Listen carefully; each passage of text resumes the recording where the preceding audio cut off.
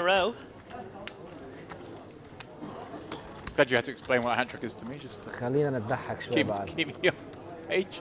You're not the only person listening. I'm fine. And we've all just had dinner. I feel like my brain was slowing down a bit before dinner because it was anticipating dinner. It's not picked up any pace since consuming dinner. Some call it a three-piece. It's more of an American thing, though. They do.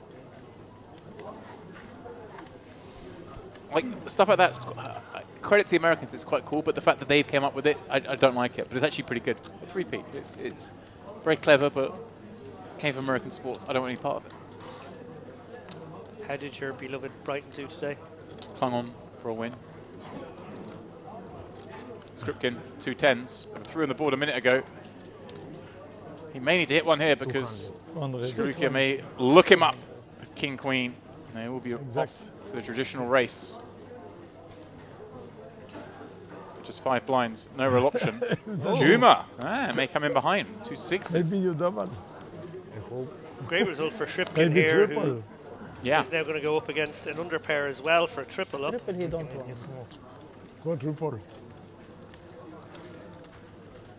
Any argument here, David, for Juma to squeeze out the man in the middle?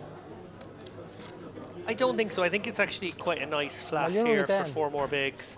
Sort of like a set mine, but into a dry side pot where maybe, you know, your opponent with 2 overs won't go after it. Although you predicted it, he has gone for it. And wow, he's also priced Trulukia in such a way where maybe he'll like this price. I don't know. It's a lot of actual chips to be calling off a King Queen offsuit. There we go. He knows there's no follow, but he knows it has to be some sort of real hand.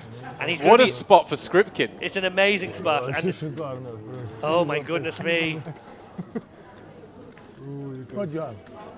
Jack, What an incredible. Your partner? It's my partner. What? He's his partner, yeah. It certainly feels that way in that hand. Skripkin. Thank you. If a king or queen comes on this board, we might see fireworks. There it is. Oh ho ho ho! Well, Juma. What did you have? Spades forming. None relevant. Only a 6 will send Skripkin out. Skripkin lives again, courtesy of Juma's squeeze. Not just surviving, but getting a triple up instead of a bust out. Right. Incredible Plus swing. The 2 blinds in there from the big blind and the ante. You only start the hand with 5 blinds.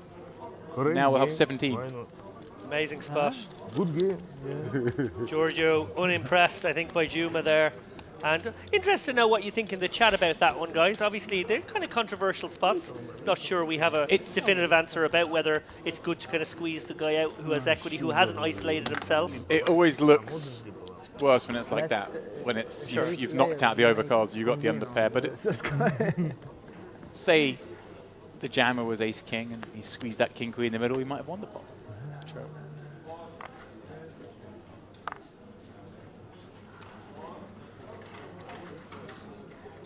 So he's letting down the law. You guys think you can just call and I'm not going to squeeze? I'm Juma. I've got the most chips. I'm going to put you all in a difficult position all the time. Better be careful when you choose to enter a pot. Trulukia with the queen 9 suited here, going to go to work right away.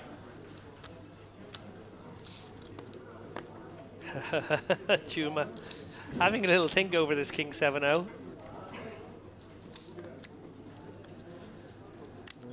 These sets of blinds and antes gone through him now. Ponomarev down to just 575k.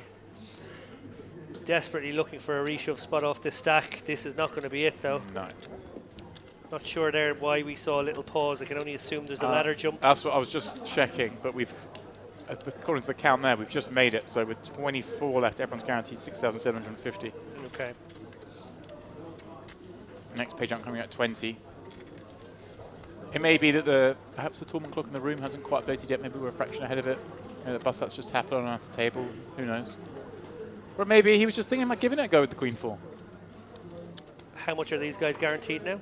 6,750. Просто что у него в голове. Да ты мне всю игру хочешь калечить с этими валетами. Сейчас сиди уже. Если так нельзя. Верну. Ну ты меня бы сейчас Стой там охуеть, и тут, блин. Успокойся. На другого переключись. Script kid.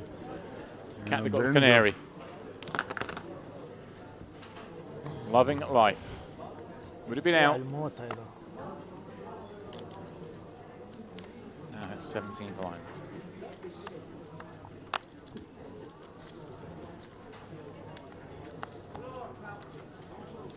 Juma in the cutoff has been dealt 2 cards. One of them happens to be an ace. Going to be enough. Oh, and here is the spot Ponomarev would have been hoping for off this 14, 15 big blind stack. 2 5s against the theoretically the widest open in the table from the widest position, or second widest position, I should say.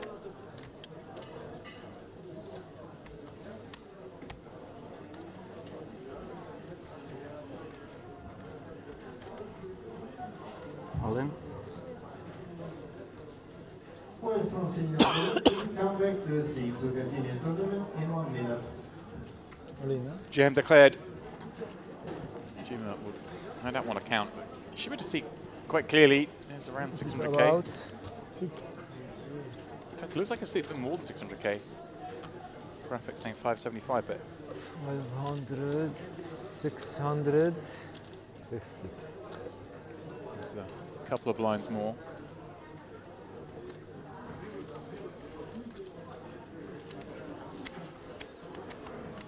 Strange one to think about here from Juma. Obviously, if he's He wants to show the ace before folding. Is that what's going on here? maybe. Perhaps. It's just a little slow down. Doesn't want Ponomarev to think this is an easy spot to 3-bet jam. Generate a slightly Pavlovian response. You know, you don't want to get too excited too. Oh, it's jam. You just snap folds. Jam. Make him think for a minute. Make his heart rate climb. Make him not enjoy it. Think twice about doing that again. It's an old school theory. He's more of a new school guy. He dresses like the chips. But apparently, it's very in vogue these days. It's the way. Like, why would you not do it? People at home, what are you doing if you're not dressing in the same colour as the chips? It's simple. I'm just thinking, what happens if I'm playing the World Series and I go from one to the other? I bust one and go reg the next one and it's different chips set in place. Do I have to bring a change of clothes with me? 250. You're refusing to engage. Fine. I'll leave it for now. For a minute, maybe. You could just wear one of Darrow Carney's shirts, which I'm pretty sure has every colour on it. Then you're safe. It's probably something not something I'm going to do, if I'm being honest with you. Those shirts have got a certain appeal.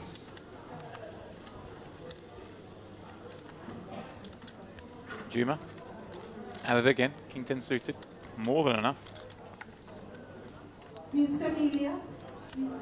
seen Govorov be a little bit spewy with the flat calls on a couple of occasions. Looks like he's going to speculate here with the 9-7 suited. Don't hate it, but I don't love it if I'm honest. I think maybe a little bit more hand, maybe a 8-9 suited or 9-10 suited or Jack-9 suited would feel a bit better. The 9-7 just a little bit on the light side.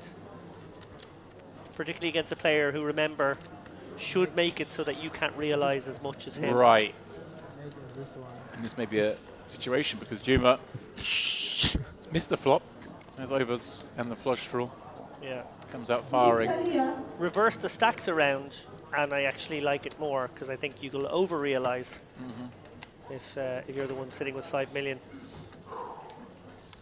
But yeah, just sort of throwing 2 big blinds at situations like that. I was just thinking, it's sort of visibly perturbed that Govorov is, and he does look a little dejected. How much worse is it going to be in about 15 minutes' time when he finds out Yorkie had 9-10 of diamonds on the Jack-5 all black flop? Yeah. It's going to hurt. Yeah, it's going to get even steamier in that hoodie. Okay, hold it. Let me. Which I think is now, I've actually got confirmation it's not a hoodie, it's actually a sleeping bag. Okay. Yeah, GG are doing their own sleeping bag ranges. So its size was actually on purpose. Okay. I think I need to see him stood up in this hoodie to fully appreciate what you're getting at.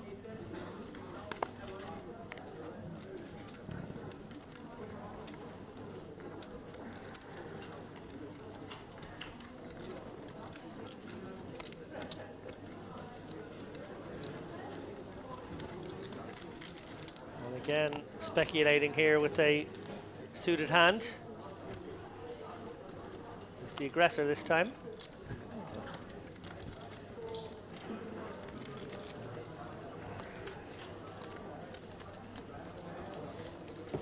Kazarian with a relatively easy decision to just flat, I would have thought, yeah.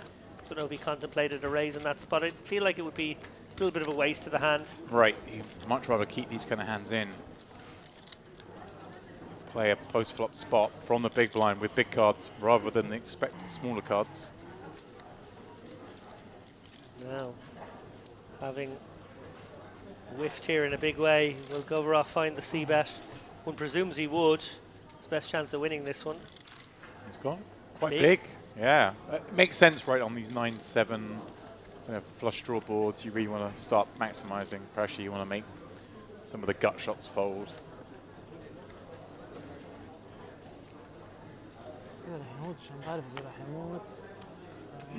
Well played. ليك انا عن جد حسه رح يموت هذا. ارتاح شوي. ليه هيك قولك؟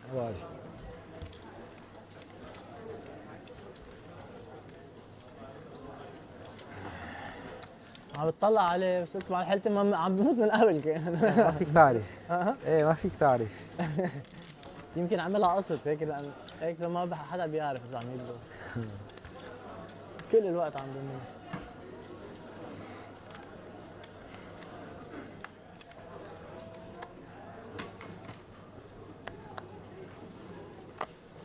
بتعرف شو بتعرف شو حبيت ما حدا قال للثاني جود لاك لانه كسب. MRF 19 blinds, A7 suited.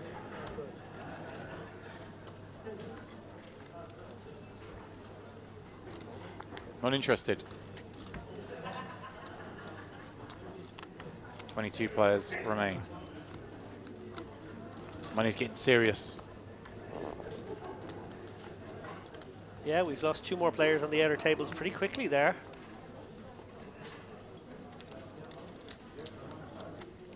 Maybe, just maybe, this final table will happen tonight. So with 22 left, everyone's guaranteed 67.50. At 21, we're guaranteed 7,500. So we are on a $750 pay jump. Again, not really going to change the hands you play, but maybe change the pace at which you play them.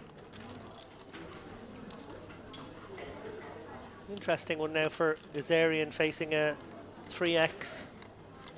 Limped in with the 10-8, which is a nice initial approach. I pills. No? Also, I put the chips for him. He take my money. Okay, he's king. You don't have aces. Nice fold. Can we come up with a good name for the wizard rat?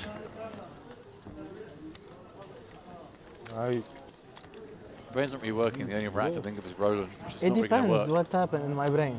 Like sometimes cuckoo. Well, I suppose if we're on turtle themes. So Splinter was the rat, yeah. Genius, Any genius. other famous rats? No genius, no. No good. The rat from Ratatouille. That's what I was thinking. Chuk, no I don't think we have the rat from Opposite of Ratatouille. Macha player. So? Get on this. Oh, wow. I feel to play. I play. I don't feel to play. I don't. Speedy Gonzalez. Was he a rat?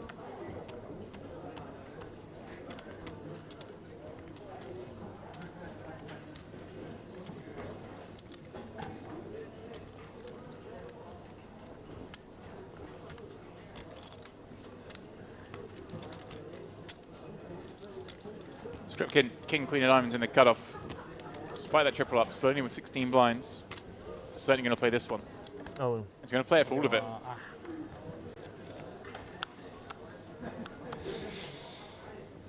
good work. Fine, you will not call you. You know, I'm going to cheat. I was thinking earlier, I still haven't found a proper use for ChatGPT, but I feel like coming up with a name for a wizard rat, this must be where it thrives. How much?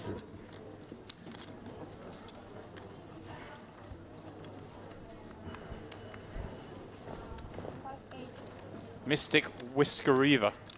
That's what it decided.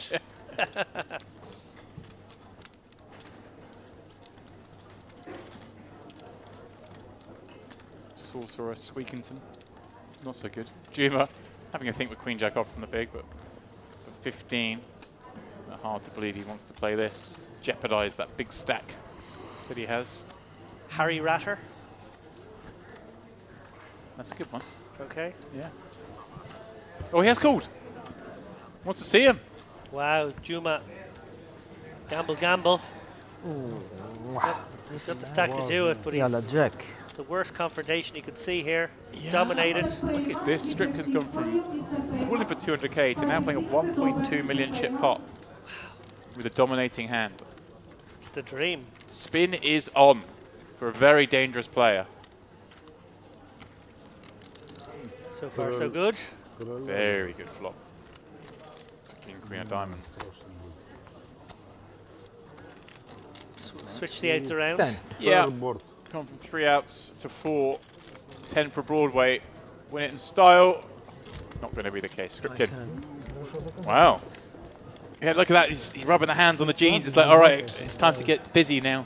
And I tell you, Georgie's loving this because he's thinking to himself, but you know what, Juma, if you just flatted the sixes, he'd be gone. Yeah. And now he's cost you another 500k. Yeah. I think he's actually making that point right now. It'd be rude not to.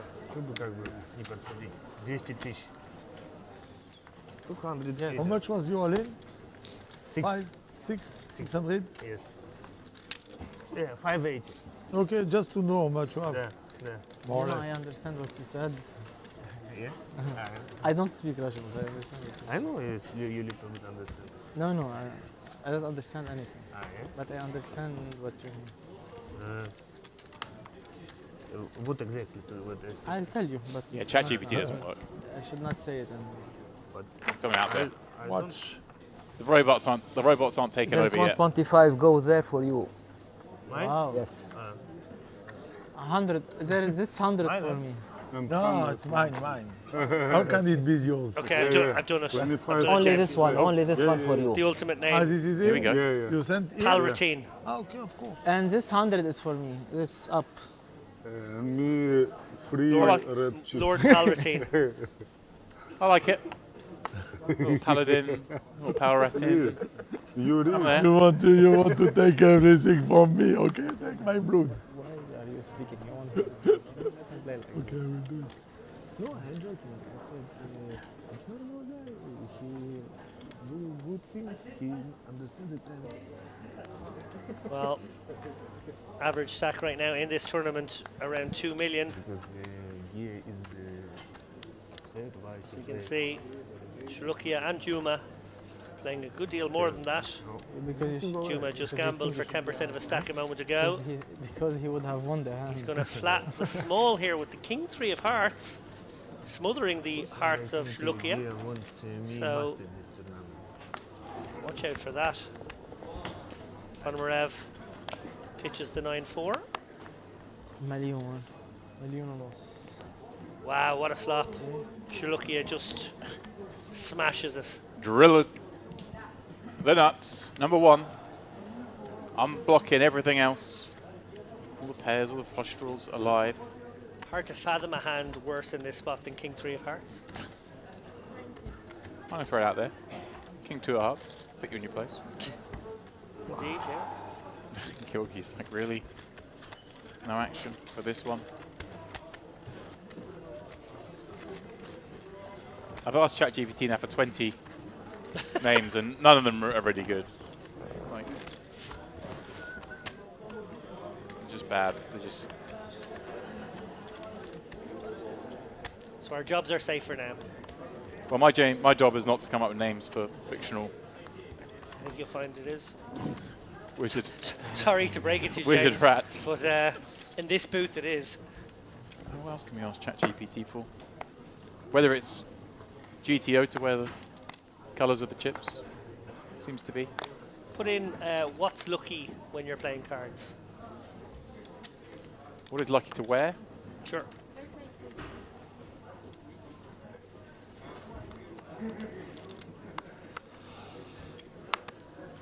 Rabbit's foot.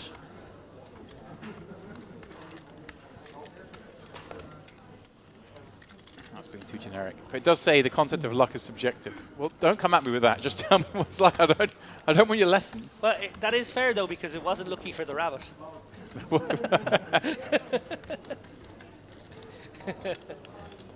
They do talk about lucky clothing. It's a big part of it. Good chance. Colour preferences. There you go. Which colours are lucky? Here we go. 4-leaf clover in your pocket.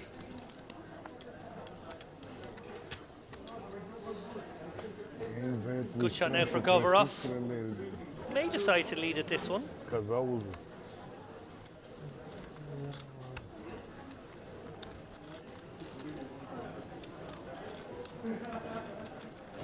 I think it's snap called. Nothing going right for this man. Oh. Until then. Finally, a little reprieve.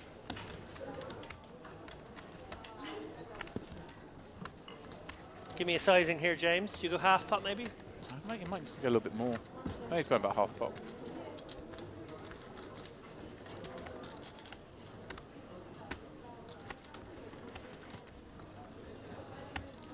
Dovorov wins one. Has he found out yet that he We're got gonna play the final table, or you monster don't know? bluffed?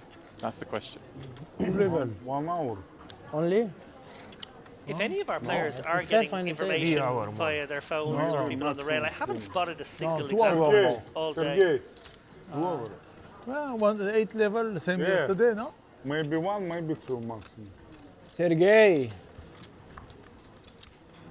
be 10 levels they're playing. They're on their 7th That's of the day. fine. About to go to their 8th.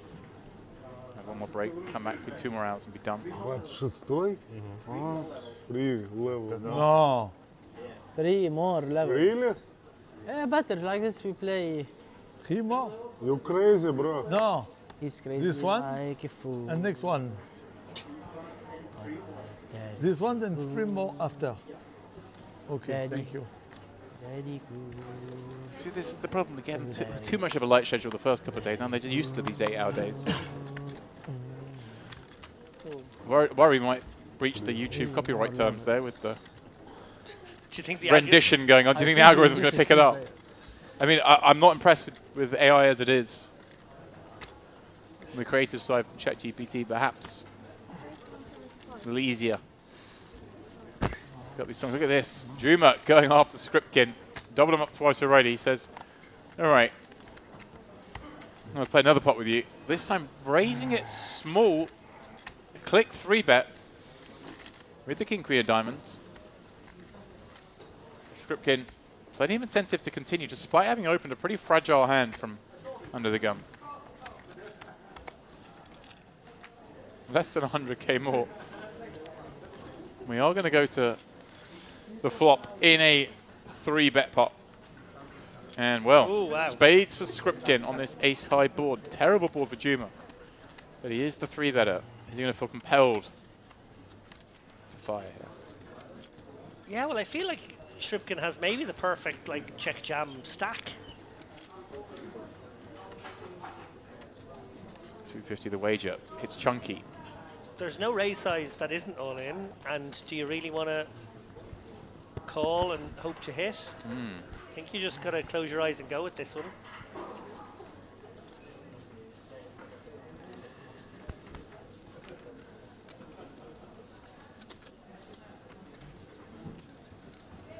Question I guess you've got to ask, if it's value, are hands like queens and kings going to c-bet the flop? And will they fold to a jam?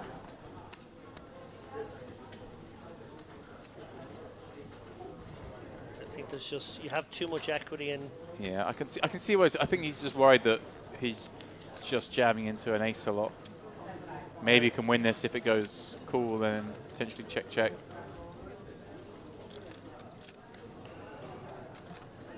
Juma is not nutted. Like he's picked up the 8 now for outs as well, and there's less than a pot size bet left. I don't really love not just going with this myself now on the turn. I think I might just jam the turn as played.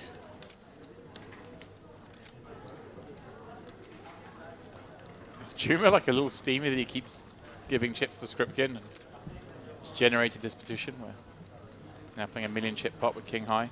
Only now just picking up a draw. Does Skripkin find a bluff if he misses this river? He comes to check, check. Surely he must. I mean, he gets to have some of the ace-x, right? Gets to have a hand like ace-jack, maybe even ace-queen. Certainly ace-queen, in fact. You probably don't have to go all in here. No, so you can go kind of a milky sizing. Sort of fire out half pot. Yeah. And rep that sort of ace-jack Yeah. kind of hand. I think ace-jack, ace-queen is going to be a big part of it, and that's what it looks like he's doing. Betting around 300,000. 375, there we go. Skripkin, surely going to pick up more chips here again off Juma, who must now be regretting that squeeze with the sixes. This guy's become a menace. Barreling off here with the worst hand. Skripkin thinking he's open Juma's folding a big pair here. Wow, and we're up to 1.7 million. Волба, что ли? Волба. And most of those chips coming from the stack of Juma, Yeah, all of them. who gifted him his tournament life Yeah. just 25 minutes ago. I bet them fold. Delicately played too. Yeah, He said. Turn chip chip. it's kind of right that he's not going to face the second barrel unless it's an ace-x, which isn't going to fold to check jam anyway. I think it's the reasoning. Gets to realize the equity and then can bluff against the bluff against the part of the range that is now weaker, the part that checks back rather than the part of the bets. I don't like it. You have to trust your opponent not to bluff the turn. Yeah, that's the problem. And or indeed, if you shove turn yourself, can you get them off queens ever? Right. If they've even bet the flop with queens and kings. Yeah. No guarantee they do.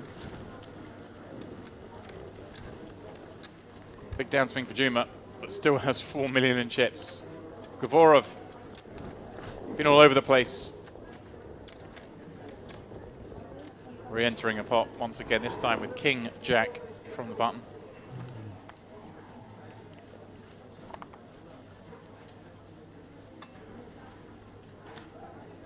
A more sedate Bernard Boupul, I feel we've seen. Just chilling, post dinner. I'm feeling it. Skripkin. Up against the 2.5x open. Gavorov has started to do slightly larger openings. I think he's kind of gone into the shell a little bit, playing a bit tighter, makes sense, therefore raise a bit bigger. Wow, well, Skripkin just in the ascendancy right now. Can do no wrong. Every reason to bet this one, Gavorov, with the backdoor flush draw, backdoor straight draw. 2 overs. Seems like a good count today. Oh, okay. A wet turn card. May well assist Gavorov in losing no further chips in this pot. Orange.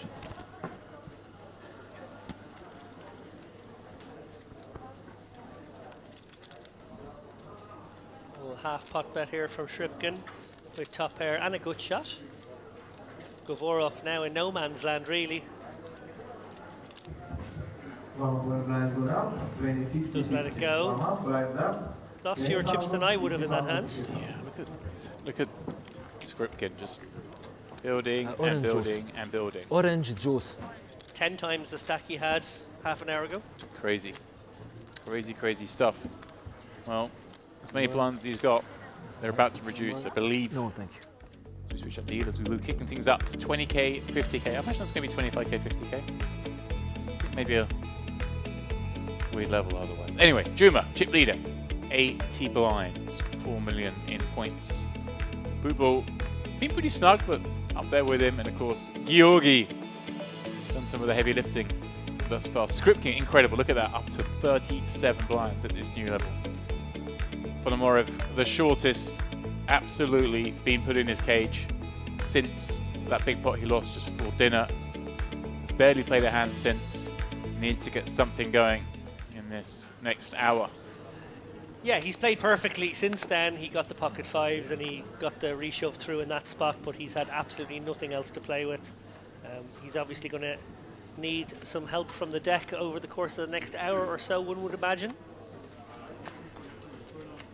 Oh, and right away. That's pretty incredible. We build that up. Here he comes. Well, 13 bigs from the hijack. You're not going to have a huge amount of opens, but he is going to find an open here. There's no way he's going to waste these aces. Let's exploit. And it is absolutely possible to balance a range here where you have opens off this stack. Yep. A lot of players will sort of make 15 or 14 their cutoff. But Wow, and Skripkin, who's been going only up, finds 2 nines in the small against this open of 13 blind. And even if he's suspicious, 9s is just too good a hand. music to the ears of Ponomarev, who gets to go. Yeah, I mean, Skripkin opens his hand up whilst opening his hands up. What could I do? You got 13 blinds. You got better than 9s. Good luck to you. Yeah, and you know, had Ponomarev shoved this aces, he's getting looked up by the 9s anyway, so. Yeah. This was inevitable. 1.4 million in the pot here. Ponomarev licking his lips in expectation of those chips coming in his way.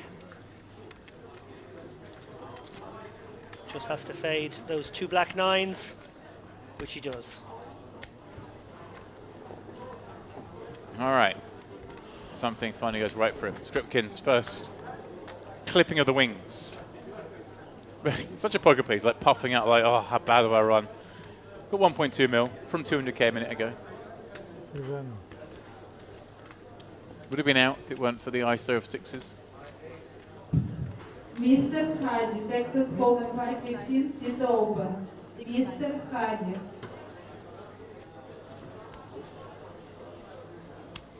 Mr. Shingis, Pillow 510, 5 cards, sit open. Mr. Shingis, Pillow 510, 5 cards, sit open. Sure.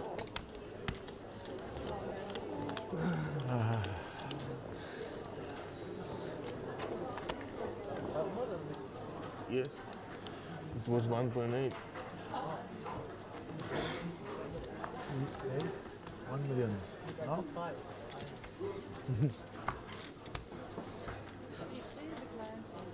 Thank you. Thank you.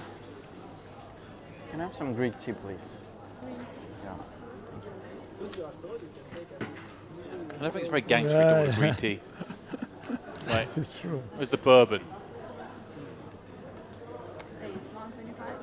Maybe a smoke cocktail of some sort. Yeah. Nice. Cool. Smoked whiskey sour, maybe. Maybe that's what I'm going to have tonight. You're on the early night off. I am. You bid your farewell after this frame. I do, which means probably more time to get in trouble, which is not ideal. But you know, I'm a grown man. I can control myself.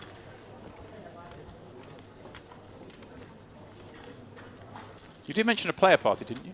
There is and it's a themed player party tonight. Okay. For all the players, there is a gangster themed player party. Where are the details? Help me out. It's on my phone. Well, I was invited, you weren't, it turns out, because you do get sent an invitation to your phone and you said you didn't get one, so I feel like maybe there's a reason they don't want you there. It's like that. Do you think you could dress up as me?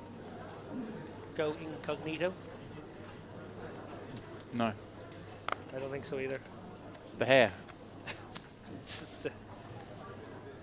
Couldn't pull it off. I think it's the belly you couldn't pull off, to be honest. I don't know. The buffet's still open, don't worry about that. Ponomarev gonna open it up. King 10 suited from under the gun. He now with perhaps a bit of momentum.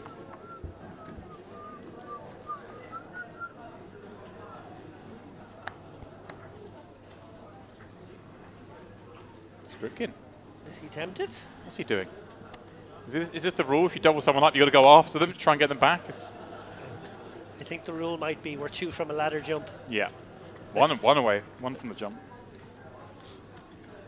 Shalukia with a hand he will almost certainly flat here out of the small. Can set mine for cheap. 9-4 offsuit. Says, why not? Getting the price.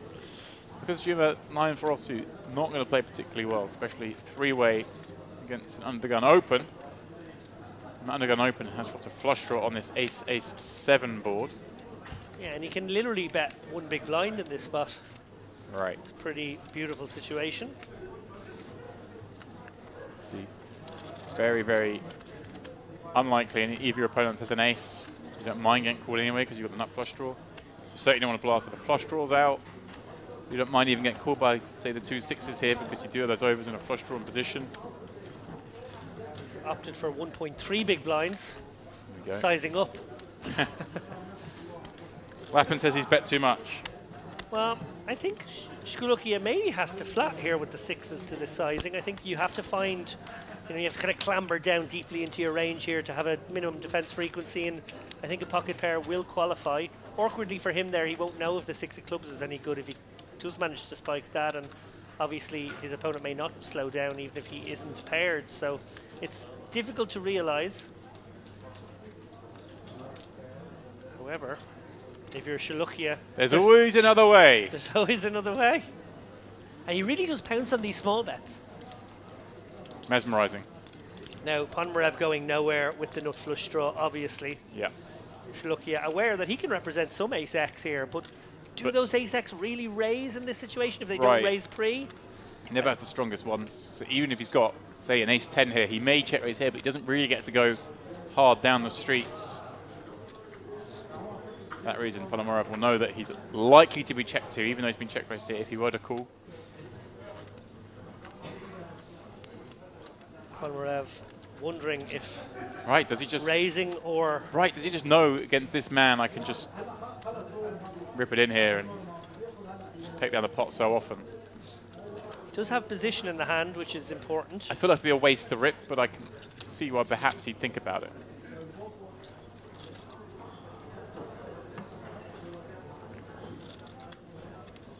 He's clicked it. What is going on? Setting up a turn shove, I guess. Wow.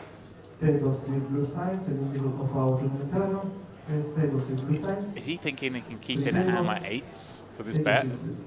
Shove turn? Inferior flush draws, maybe. Right, and look at this. Yorkie making the call. With 260, you're right, of course. The hands he's keeping are of course, inferior flush draws. I hadn't clocked that. But look at this. The 2 6s sticking around. David, what's going on? Well, we're in the streets here. Queen producing a gut shot draw.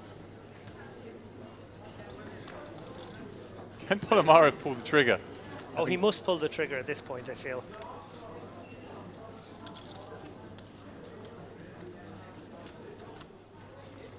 The Queen's such a bad colour, given we just said you're keeping in the weaker flush draws.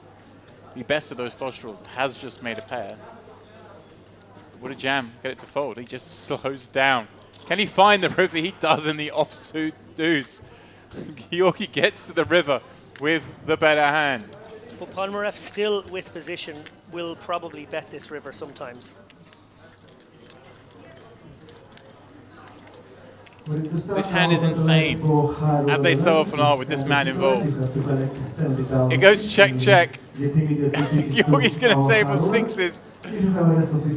Ponomarev's face. Oh no. That is a sickener. Oh no. Look at this. What is going on? So I guess he felt as though he was keeping in the inferior flush draws, and then he would have showdown against those. Against the pairs. Yes, we said, well, are you keeping in the pairs? You point out, but you didn't think the pairs would raise in the first place. Right. So it's like, okay, he's got the inferior flush draws to beat those, and he's got some ace-X still. Gazarian's face was brilliant when those cards get taped up. He got 6s, yeah, that makes sense. This hand is normal. Incredible stuff here. Ponomarev muttering to himself, I am sure, what have I just done? I've somehow let pocket sixes win on the ace-7 clubs when I had clubs. It's 3-bet. I somehow put the maximum amount I could have put in. Right. I managed to put 3 bets in on the flop and let sixes win. What else is he supposed to do? The man's stuck around for the 3rd bet. How can you think he's going to fold? Раз в жизни такой сыграешь. That's got to feel sickening above all else. Far more so than the ace-deuce hand. Well, it's the Gangster series. We're watching some Gangster poker right now. Главное, чтобы вот это вот зашла. Fighting on the streets. Ponomarev just wants to knuckle back and hit something.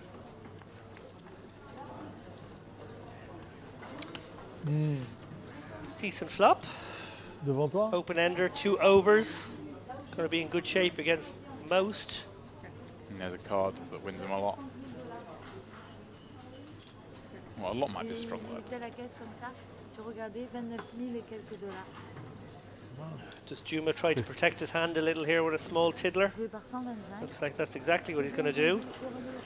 Try to deny equity to some random overcards to the board.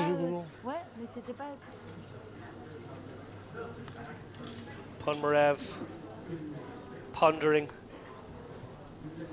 Ponomareving. Jack 9 makes the call, finds the double paired board. I don't know if he can bluff this one plausibly enough. Juma may actually find the call with king high. Obviously all the draws have missed. He would have to be representing about, or maybe a 6. He's going to try.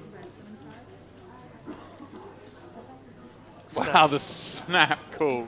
Ponomarev's resting, sickened face is remaining so. Yeah, that hurts again. It's not the fact he's losing these spots, the manner in which they're getting lost hurt the most. Let a man win with 6s in a 3-bet pot.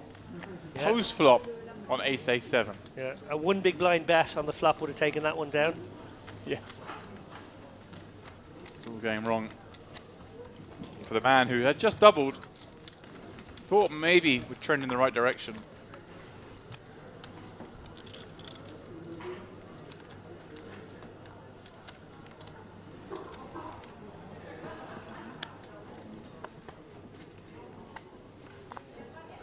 Bernard remains quiet there.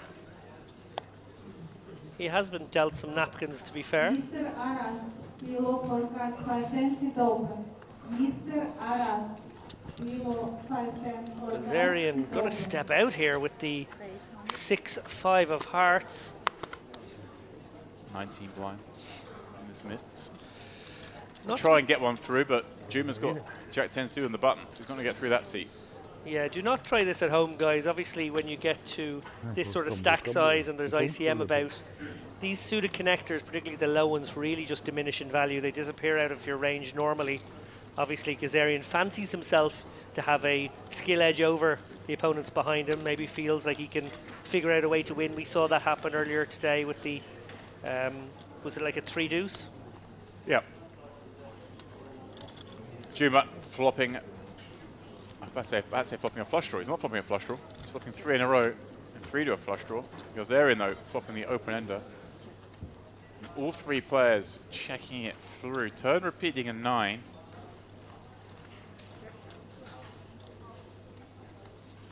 Well, one assumes Kazarian will take a stab now. Kind of wild not to. Yeah. And not enough in either opponent's hand that he will get the worst hand through.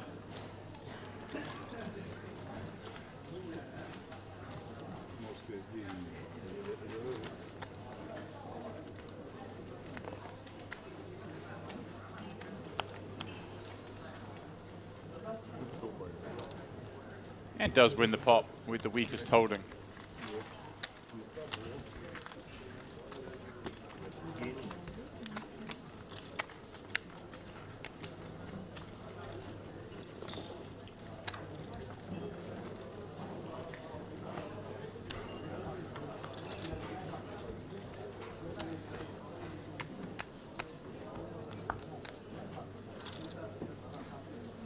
Slightly cagier passage of play, this. 7-handed on 3 tables now.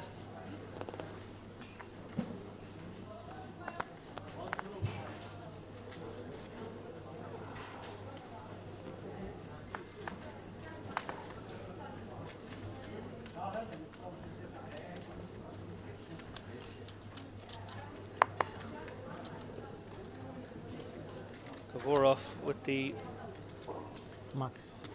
very pretty king-queen offsuit here in the small blind. Perhaps the I kind of don't know, hand he I may remember decide you to see it. limp raise with. Like I looked at you, I said, No, what he's just is his going name? to Like, chip it in for 24 bigs here. It's kind of clunky. Yeah. Especially against Bootball, who's been a fairly honest player. I thought you could perhaps navigate that a little easier. But again, maybe a man who's just been knocked back into his cage. Feels pretty shy. Doesn't want to make any decisions. Still just wants to chill time. Wait, there's 18 left to redraw. Let's reset. Malion.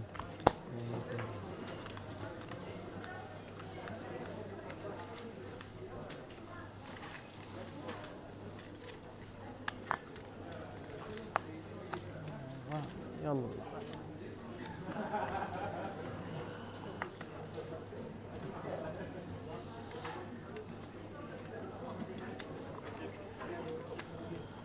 Connemara, 13 blinds, 2 9s. Well, he had 2 aces in this spot a minute ago and ran into 2 9s. Min raising. This different hand selection though. All in. Slips more naturally into the jam range. Actually, we'll get round to Shripkin.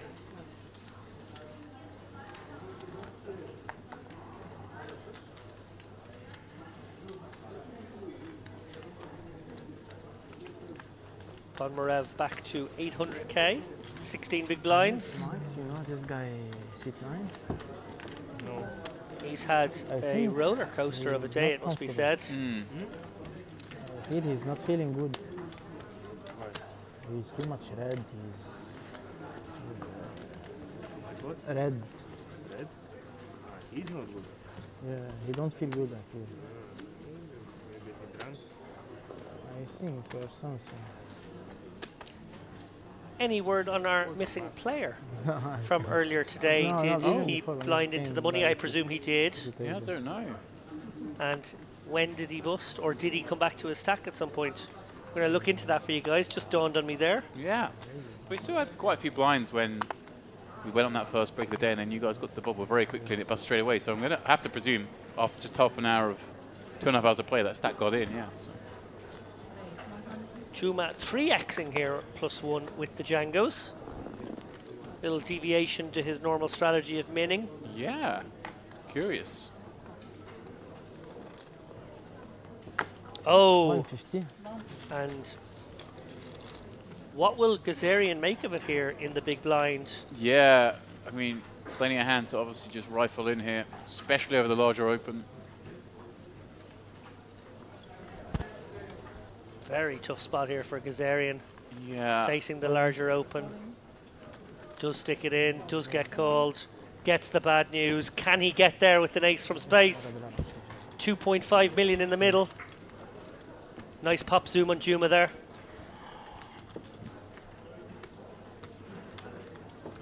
There in the head scratch. Not much could be done. Was suspicious, clearly. Too much kit. Oh, Finds the there it ace. is. There it is. Juma's turn to go a little red.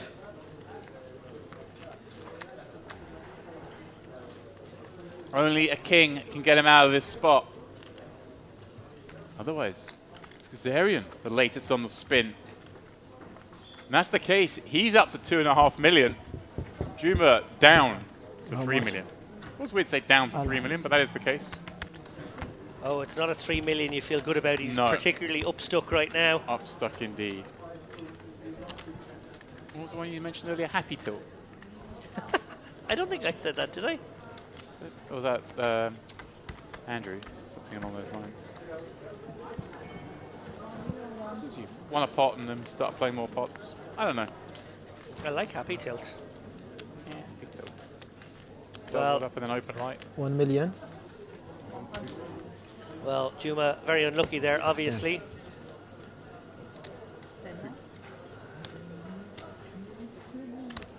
Didn't change his shirt. Thank you, hardly. Hate to point out the obvious here, but he's been leaking chips with that shirt that is supposed to have a sort of magnetic. It's got 3 million, all right? Let's not, let's not get carried away. I just feel like if he does somehow manage to dust off this 3 million, will you drop the theory? No, because it's clearly worked to get in the chips. If it worked every time, all the time, then everyone would be dressed as chips. Like,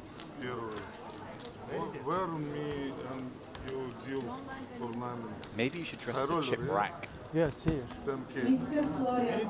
Encourage the chips in. Mr. Holden 550 Thomas. Mr. No? Florian. It's either you Just are sounds like born a lucky or Halloween you're costume not for born. Matt Savage. This is it, Yeah. there's nothing else. Throw myself on the floor to upset him whenever possible. No, me. I don't know about Oh, and a very frustrated Juma you as fish. we hold on this one You eat shot fish. of a man who is in perpetual reverse right now. You eat all the. You are like. The emotional swings on this table for pretty much everyone have been pretty incredible. You are smart. Ponomarev You are maybe waving, like you eat opens all this the one, fish. maybe shoves it. You eat It's pretty shark. close. I think it open. Just seemed like a man who likes to play poker. Post flop, backs himself.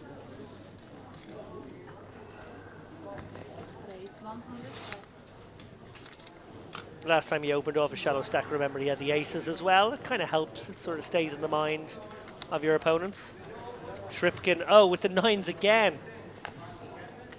Well, once bitten, twice shy with the nines. No. If you got me, you got me.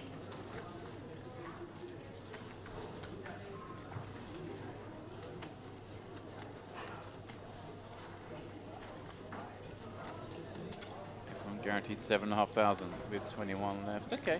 Just makes the call. Going to use the button.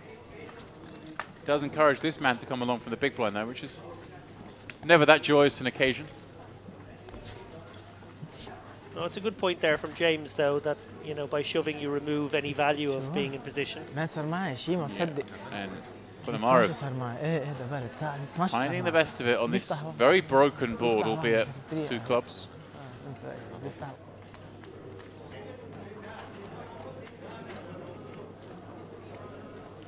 Yeah, expect a bet of around about a third here. Targeting pocket pairs and a hand like Queen 10, Queen Jack that could be in the mix. Obviously, Shulukia's range will be the widest. He could have a piece, maybe a 7x that he gets sticky with. We see here Shripkin basically at the top of his pre-flop flatting range, so Yeah. Going nowhere thus far. Obviously can have some Queen X himself, some club draws. Set of 7s potentially. Deuce is unlikely.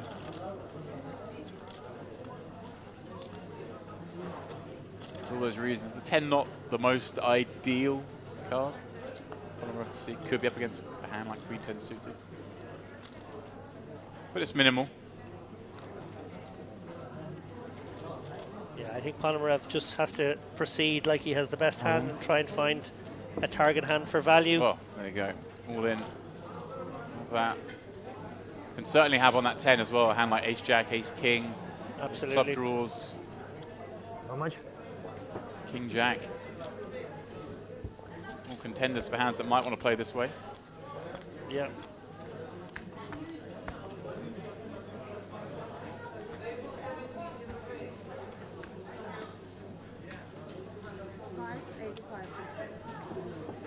So it's a full pot size bet. Shripkin obviously needs to be good a third of the time now. Figures not to be. Good decision. He played the hand pretty well, to be honest. Navigated rather than shoving pre.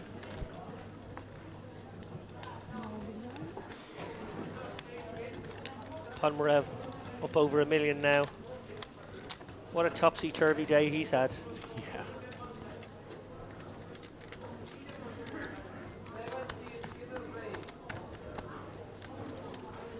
A lot to happen in the last 2.5 hours. The rest of the day, almost irrelevant. It's about the end of the day when the stakes are the highest. The blinds are the biggest. How do you run now? Mr. Florian, Gangster 515 is open. Bootball being very quiet. Looks down at Jack 4 offsuit. Gonna stay quiet.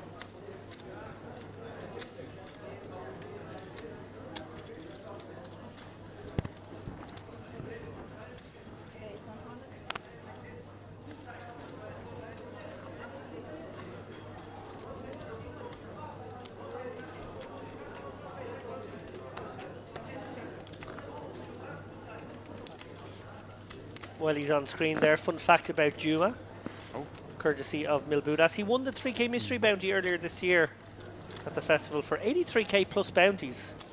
Presumably that was the 2K bounty, or maybe the 1500. Very nice touch.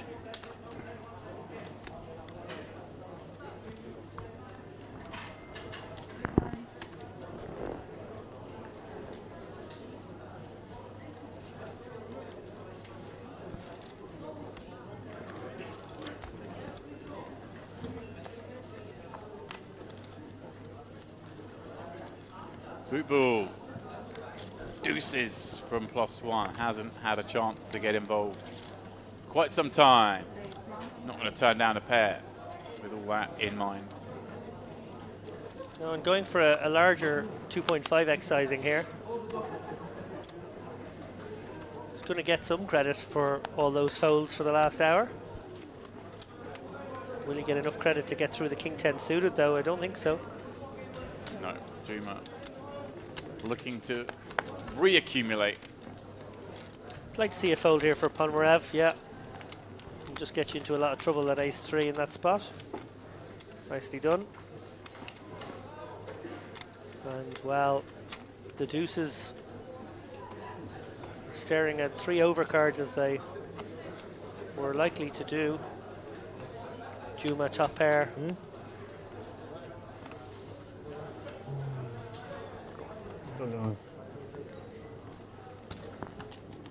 Oh, a somewhat surprising raise here. Yeah, but look at this. Getting matched instantly. Again, we are leaving the tree. Playing some merit poker.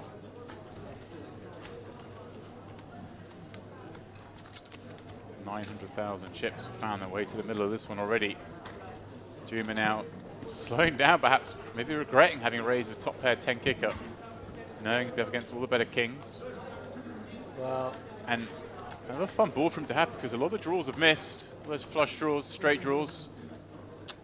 And he's played his hand in such a funky line that it doesn't look like a king when he bets this river. He's gone pretty blocky, 200k. Gonna get snap paid off by a bootball who's seen enough. And David, you're shaking your head.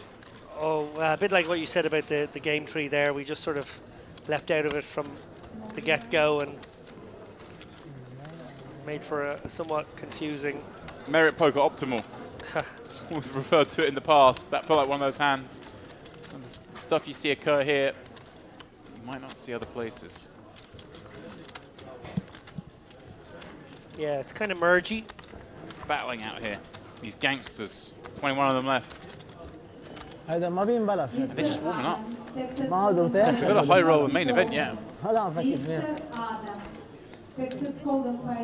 Yeah, we've got في the اثنين بينت final table هي of هلا this فكر tournament فيه. tomorrow and then straight into the high roller.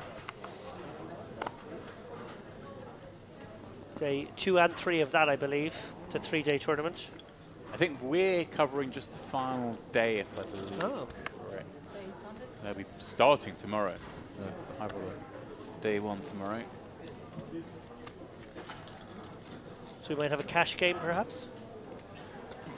Or a, maybe we just have a game. Commentator 3-way sit down, play till one of us has it all. Keep the cameras on. Dim the lights. Shalukia eyeing up the newly replenished stack of Gazarian here, wondering if he can get a sneaky one through. Oh. Comes with 320. 325. I like oh, the and side. Juma. Juma just wakes up with it at the right time. No. The Butchers, the Djangos, Cowboys, whatever you want to call them, they're there in all their glory. The hand that cost him a bunch of chips.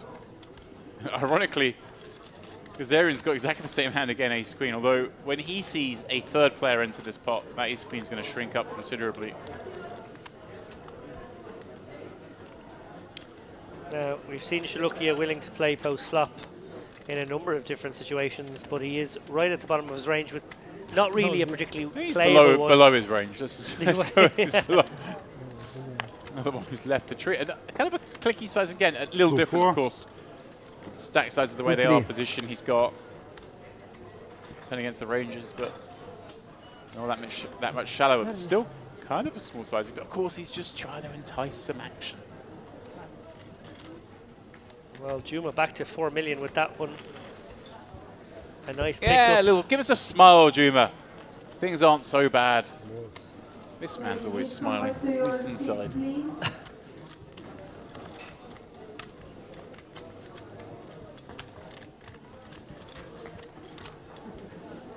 You think you bluffed you?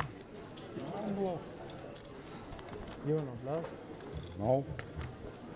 You bluff?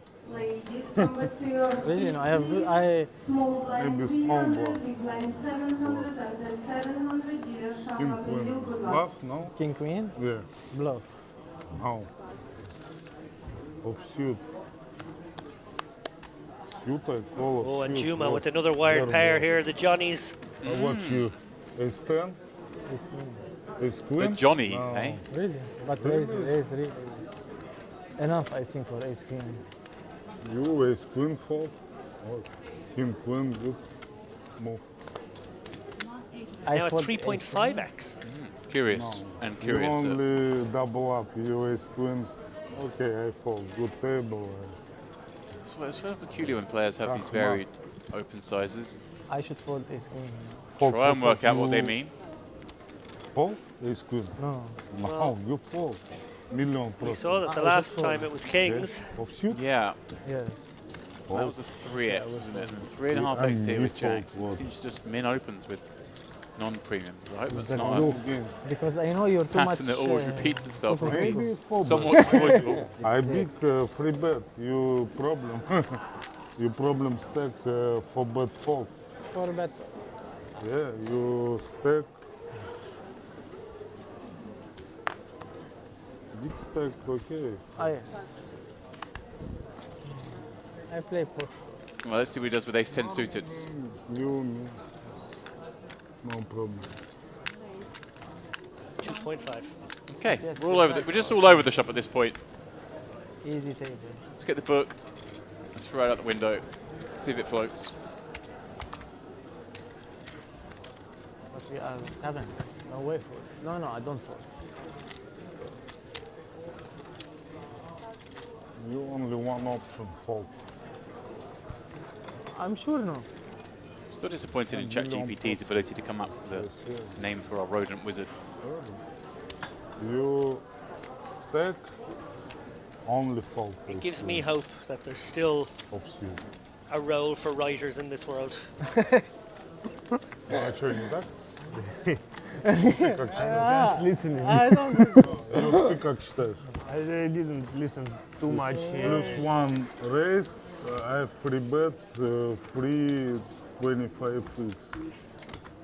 What option is queen of suit? Me fold, what? Me or win? Big broad smile from Shalukia there. Against gear. Even not Alright. against him. Don't A worry. nice fold. hand.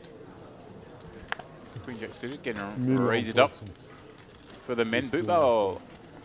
The old ace 5 suited on the badge. Yeah, definitely a 3-bettable one here for Bernard. Also flattable off this stack. You definitely want to do a mix. A little bit of study in a spot like this.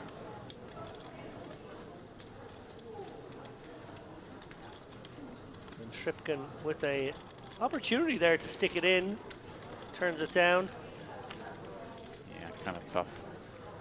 think you've got much better with T. Kazarian with a suited ace himself. Coming along. Seeing if he can make something happen. And he sees 2 diamonds on the flop. There's a good chance he can make something happen. A lot of chips in the stacks of these guys right now. Look with the gutter is going to take a stab.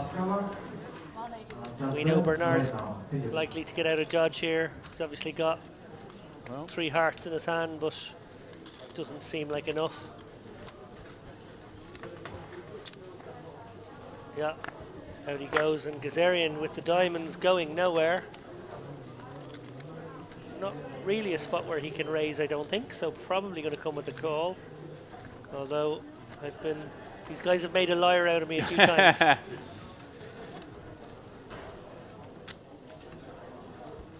Kazarian. These 2 are great.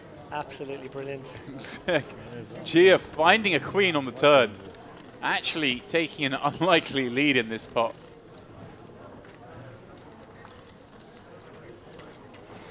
Yeah. Ashton checks to him, and no reason now, I guess, to bet David. Unless he goes for one of those advanced blockers, but no, I agree. I think you want to check in this situation. Unless he decides on something like 150k. Whoa. Oh, a big bet, actually. Wow. Wow. Well, getting just about the right price. A little surprised to see the fold there. He sees the jack. Wow. It's a fun one to see. No block. Now Yeah. No block. Confusing. Really? It's always difficult out of position Really to no get that extra bet. You see. Right, cool there, and then what you do. You hit, what you do, you miss, what you do. Jack queen block. But I guess you're facing an opponent that's bet twice, so you might feel kind of good about your hand then. Party. $100. Let's go. Jack Queen? Yeah, Jack queen. Nobody. Okay, king queen. Party. I You jack. You King- jack. King jack. Party. Claiming king queen, forgetting the fact Okay, he jack tabled a jack. I think maybe Jack. Party. That's brilliant. I feel maybe Jack. Okay, you 2 hand. Называешь как быть. Juma with the pocket 4s and the 2.6x open again. So ace 10 and 4s go into this smaller sizing. Yeah, big pairs and the big sizing. Too much. 100 call. Oh, this Party. Okay. Party. You 2 hand. Party. Juma back up to Макс, 4.5 переведи million ему, now. скажи, Yep. ты называешь It's been две a руки nice little еще. recovery from 3 million just a few moments ago. Kilo forward 5 cents is open. Mr. Mihai. Okay, no party. No party.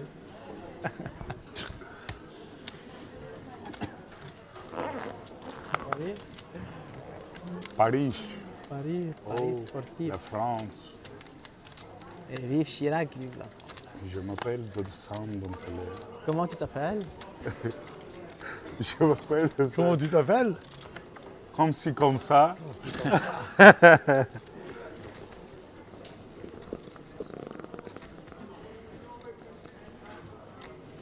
It's an international flair.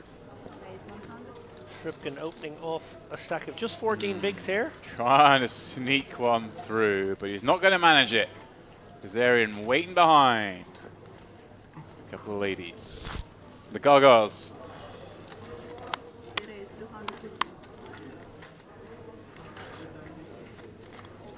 А, 20.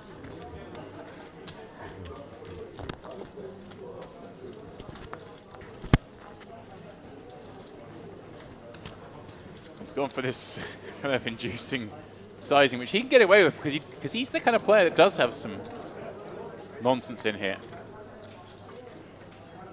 Pass. 3 passes. Yeah. I meant pass before the flop. I didn't mean to bet 100,000. Can I have that back?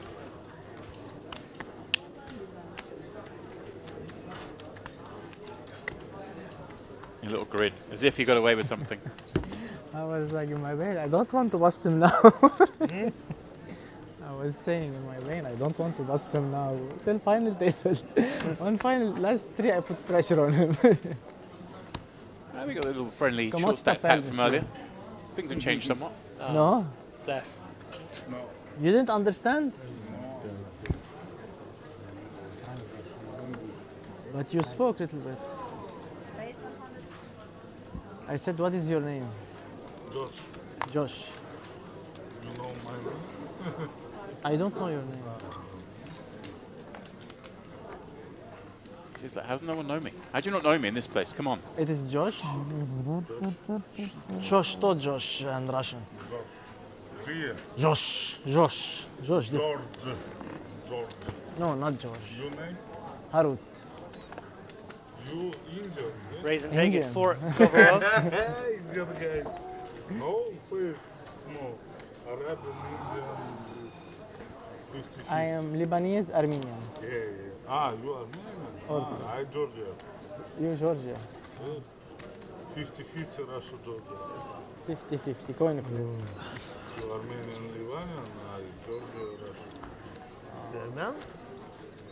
You Ermen? five pictures? You Ermen? 5 pictures? You Armenian language, no? I don't speak Ah, Armenian. no. 5 pictures. King 4. 5 pictures.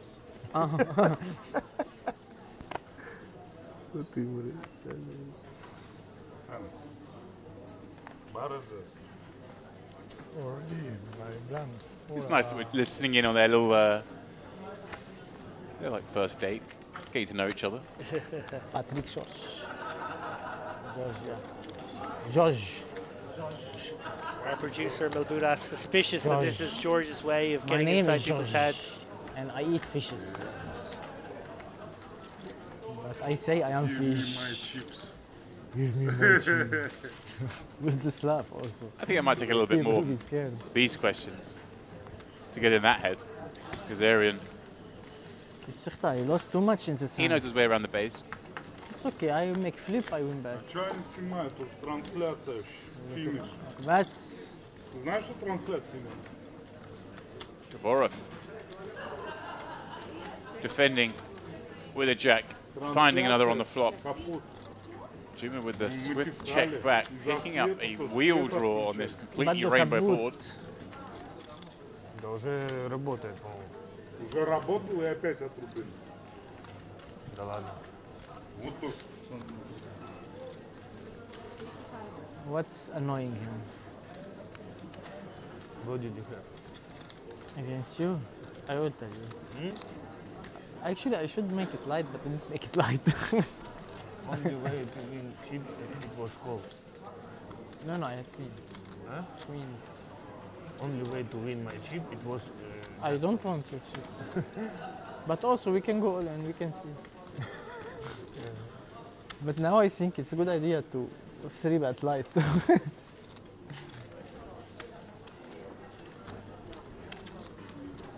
Large bet maybe the order of the Maybe not day now, here for I wait. Govorov. Try and polarize himself a little bit to miss draws. Quite like to see something in the region of 3/4 to full pot. Looks like that's where we're heading. He agrees. And this is the kind of Queen's bet that not could good get hand looked to up by trap, I Juma think. here. Create enough suspicion. Use your phone like this. Juma Put phone here. does find the fold. Like, don't let Not them gonna see fall that for you're it. using the phone. Like this. Yeah, Like well in done. school. Possible to fall for that one.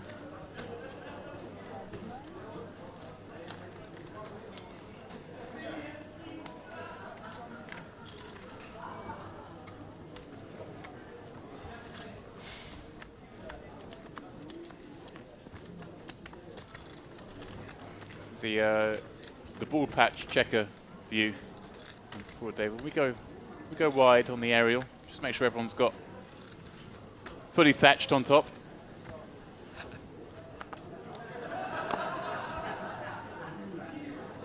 There is an element of cruelty when a camera crew decide that that's your weak spot and they go after it.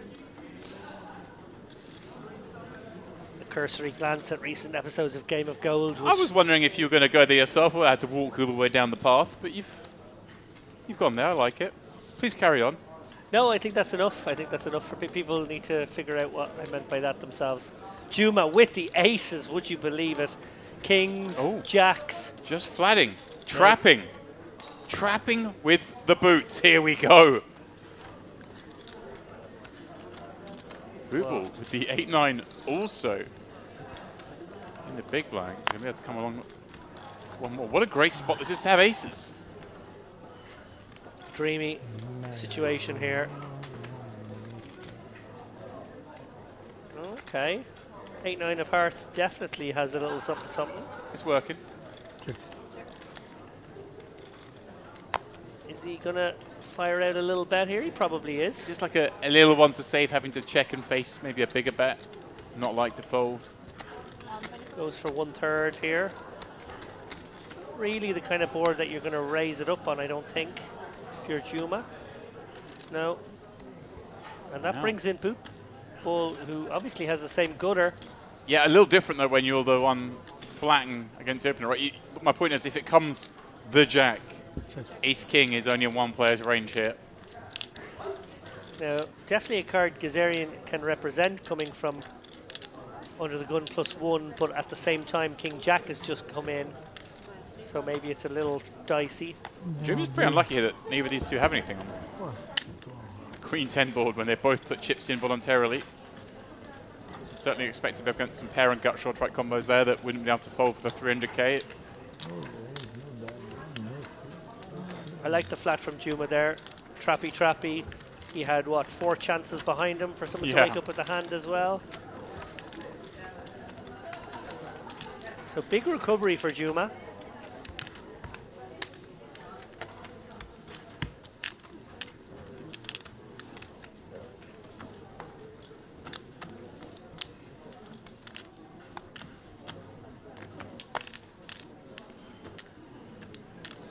يلا باي. Juma, option to enter once more. Getting back towards that 5 million chip mark. You live in Georgia also or Russia? Moscow? Kazan?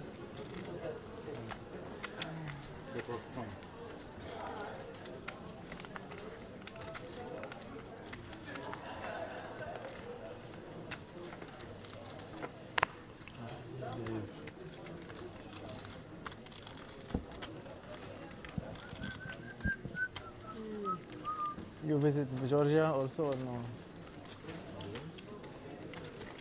Looks like Shripkin is going to give him a spin here with the 8-6 off. Obviously, with that short stack, you can realize pretty much always looking to take any piece and bring it to showdown now. Right, no disaster to ever flop a piece and go broke. You don't lose that many chips relative to the blinds. Gonna whiff Queen Jack Templeton. Really has gone the wrong way for Script Kid, despite having that amazing spin up. Yeah.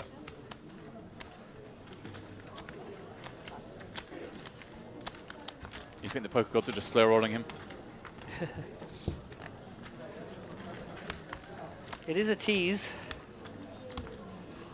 I suppose there's been at least a few ladder jumps since then.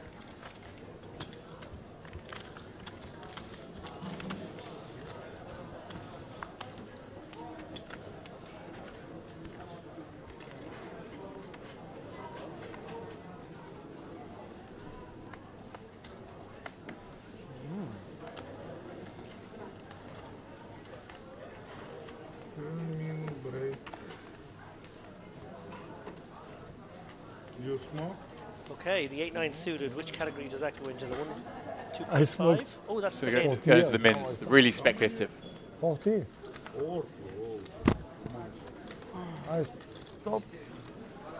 10 years before. Anybody is picking up on this bet sizing tell and will pounce here. Bootball's lost all his powers with his health. Come on. Get that cap back on. Blue and white, baby.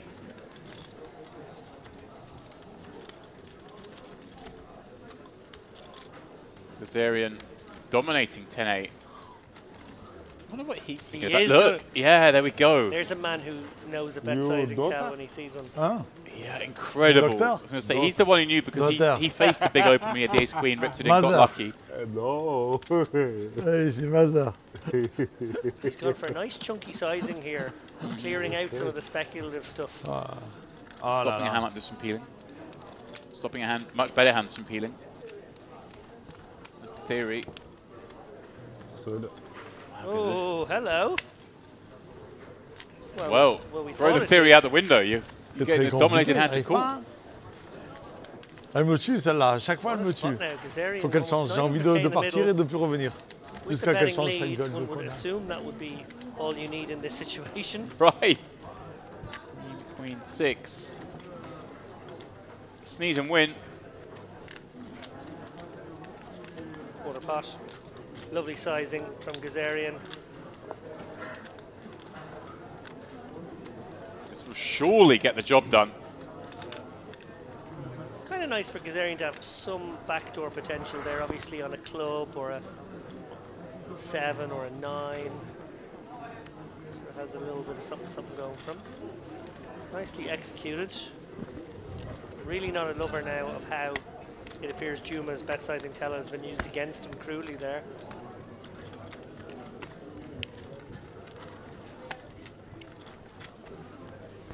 And 100%. That is what Gazarian picked up on there.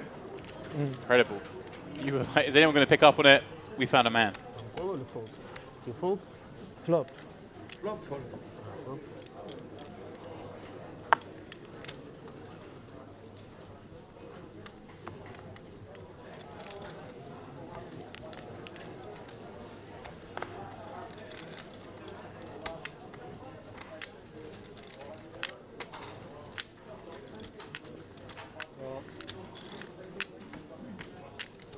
Coming up on 45 minutes now of that ticker in your top right Yeah, we've being been immobile. We've been stale on 21. Shripkin all in with the Queen 10 suited. Gets it through. Back to 545k now, 11 bigs. Lines will be going up in about 15 minutes or so. We'll have a short break before then. Players will go on a 15-minute break. James Dempsey will be replaced. Irreplaceable, some would say, so good luck with that. Average stack is 2.1 million at this point, so still over 40 people on average. We'll creep below that. And the way these guys play, they need a lot of blinds. People battle in merit. Yeah. So I'd expect a flurry of bust outs at some point soon.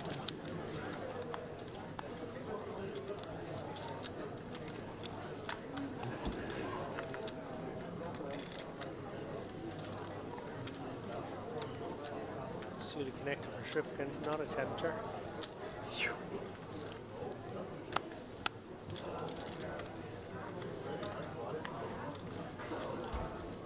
I want to put charts. Charts, I want. Shards? Charts. Shards? What shards? Like raise, what raise was. He want me to fold ace queen suited. Ace queen off. Dream up. I think it's Gia never playing one fold. out I don't on know if he's joking. ace 4-4. Gia coming He's out with a joking, bet, yeah? holding a queen high. Yes.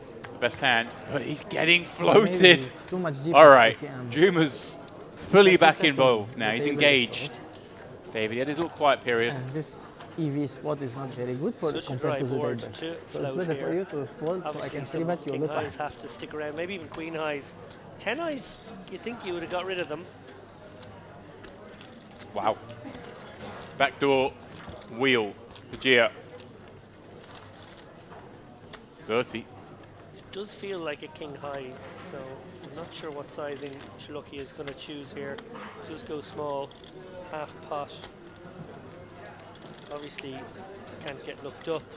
Will he face a raise? No. Serious now. Guys, during the break, we will move that table. We will switch. How much will be break? How much will be break? How many minutes break? 10? Victoria, Victoria, how many minutes is the break? Okay, so we have a 15-minute break coming up shortly. Obviously, we're pretty close to the 18-player mark, at which point we would have another short break to shuffle up the tables. In the meantime, anyway, we're off. Open things up here with the 8s.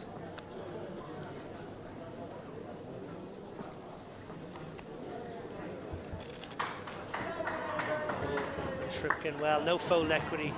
Gets to let that one go pretty easily. Gazarian, on the other hand, likely to stick around. Probably a flat with the suited ace. Jack, maybe a 3-bet with the offsuit variety. I like it. I like where your head's at. Luckier now. Play King 10-0, which is more of the squeezable variety than it is the flattable. We'll see if he elects to go for the aggressive line. Certainly nothing wrong with fouling this hand, but it is kind of a candidate. He thought about it.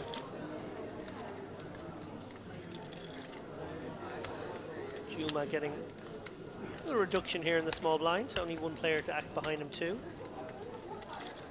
He's gonna let it go. I feel like Juma of 20 minutes ago, when he was reeling a little bit, might have been speculative there. But yeah, he's reset. Yeah, he's rediscovered his equilibrium. And Pomerev, again, great discipline, letting go the ace-6 there. I like it. Not easy when you've had a tricky enough day. Oh, wow. Govorev, Jin, finding an 8 on this Jack 8-4 broken board. Gazarian with top pair, top kicker, and the backdoor flush draw. Buckle in. This one's going to get pricey. Both players convinced they've got the best of it. Yeah, Gazarian with so much of it, he might raise here. Against just a small bet.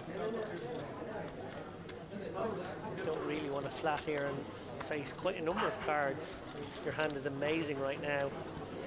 Does decide to take it slow. Is this a pathway to saving himself? Well, that's a terrible card if you're Gazarian. Cover off. Feeling like he has a lock on the hand now. Wondering how to extract best. Right, this is the thing, because he bets small enough that all these draws are still in there. He doesn't mind those draws sticking around now, having made a boat. At the same time, wants to size in a way that will allow him to get this in by the river. But that's kind of, that's an option that's not really available until now, the way this hand has played out so far. I'm going for the much smaller sizing here. Again, trying to Queen 10, 9, 10. Don't go anywhere, guys. Come on in. Make that straight. I'll give you a spin. Does Gazarian now decide to raise turn? All that in mind. Seeing the 2 small bets. I think he's probably just now got a call and call almost every river situation.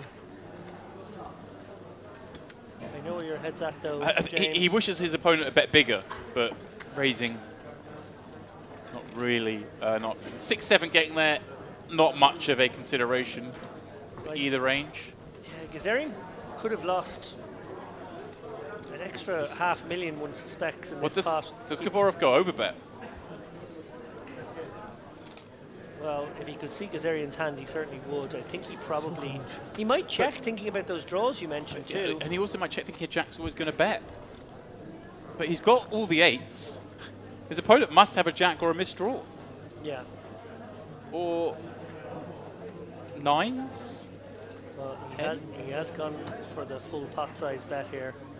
And this is a tough one because he's really told the story of an overpair, let's be honest. It's not really the story of a set which turned into a bout.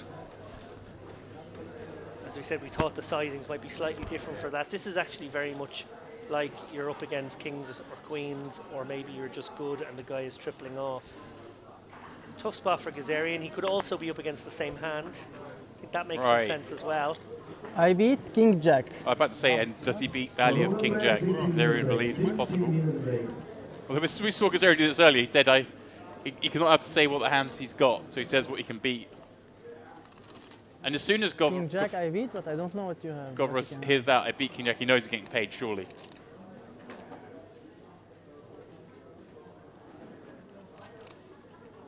Kazarian has some spider senses.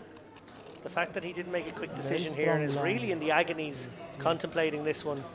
You know, end of the day, it's an under the gun open and a triple off on Jack 8-4-4-5. It does represent a lot of strength, and you don't really beat anything. And like the size on the river especially, right? Because he's kept some of the weak hands in, but when he goes big, he's targeting the Jack X, not the parts. But then I don't know if Kazarian might sniff this out. We saw him take a long time over one earlier, got the clock called on him, as you recall, and then ended up flicking in the call that we thought he maybe could have found the fold on. I don't know if we're in similar territory here where he's going to bemoan his ill fortune but still snap it in. There it goes. Makes the call. Gets the bad news. Gavorov finally gets something going. Was his hand. Huge pot to end the frame. Monstrous situation ends with Juma having that 4.3 minutes, despite having had bigger than that, going smaller. Very happy to finish the frame where he is. Yogi, I'm sure, the same. And look at that. Gavorov recovery, having been the victim of a big bluff. Kazarian tried to find the fold, couldn't do it. I can't blame him. 23 bigs left when we come back at the 30k, 60k level. Skripkin, of course, being a bit of a yo-yo. Understatement, perhaps, David. He's down with 90k. 9 big blinds, pardon me. Yeah, he's had a yo-yo experience, but so has almost everybody at that table. They seem to build a stack, lose a stack, build it back up again. Fascinating frame to watch. Really I'm going to now do this awful thing that commentators do to their co-commentators before they leave. Well, the good ones don't, but carry on. Point taken. Give me a prediction for the next 2 hours. We're going to go from 21 players. Presumably someone will eventually be eliminated. Someone will bust. That's a safe prediction. In the next 2 hours, a player will bust out of this tournament. Prediction number 1. James believes we will not finish the day with 21 players. Give me one other prediction. Talk to me about one, at least. Kazarian goes on a spin up, despite having lost that pot, and bags a top 5 stack. Nice. There you go. I like Happy? it. I'll take that. I'll take that. All right. Should we go to break? I would love to go for a break. All right. Well, I won't be back in a few minutes. David will. Andy's in the wings. We'll see you guys in about 10 minutes.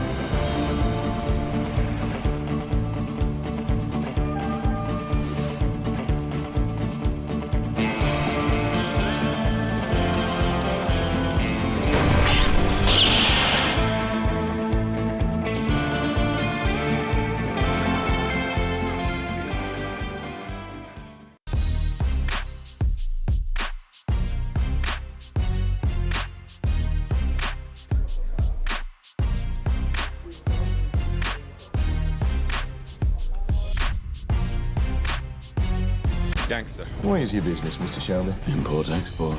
Poker player. Gangsters. Gangster. Gangsters. Gangster, of course. Gangster, always. Gangster. Gangster, for sure.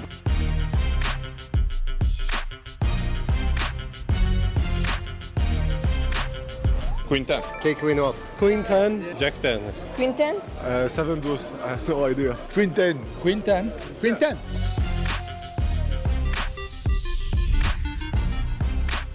Escobar. Al Capone. Al Capone. Al Capone. There he stands alone. Vita Corleone. I want reliable people that aren't going to be carried away. Pablo Escobar. Yo soy Pablo Emilio Escobar Gaviria. Al Capone. Al Capone. Marlon Brando.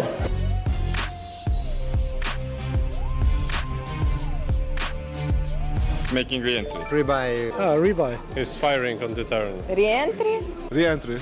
And you re-entry one more time. Okay, one more time. Re-entry. I don't know. I really don't know why they should do it like this. Make sure there is no more action. To make people aware. To make sure that everybody make all bets. To get the attention of the players. To wake up the player sleeping. To wake up the old guys like me. Just to make sure that everybody is watching.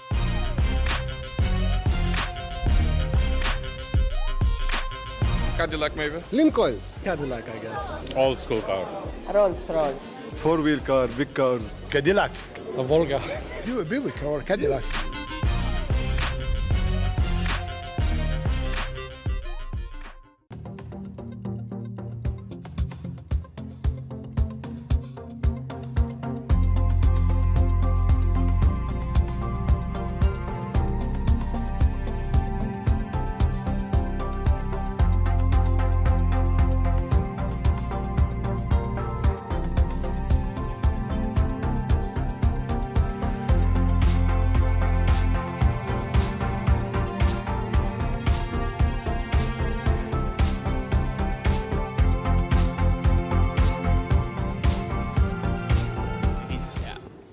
Wagered it all.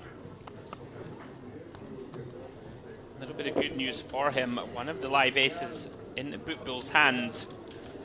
You are that guard. You go around asking when you're all in. Did anyone fold an ace? Anyone have a king? I do not. It's your maneuver. I am not the wizard pigeon. Fair fight. The wizard rat. As we do see two aces folded. So Yurosov in pretty good shape. Look at this, if Georgi were to pick this up. Oh, we have 3 milli. Asking once more, Demps, asking the dealer. Yeah, he won last time with the pair against Ace King. I don't think there's any sense of fair in poker, but maybe throw a bit back to the community in this one. Let's see. Oh, there we go. Oh, never easy. Yurosov looking wholly disinterested pre. Does a flop bottom set. Gonna dodge the 4 remaining queen's demps to find that double. The needle ace.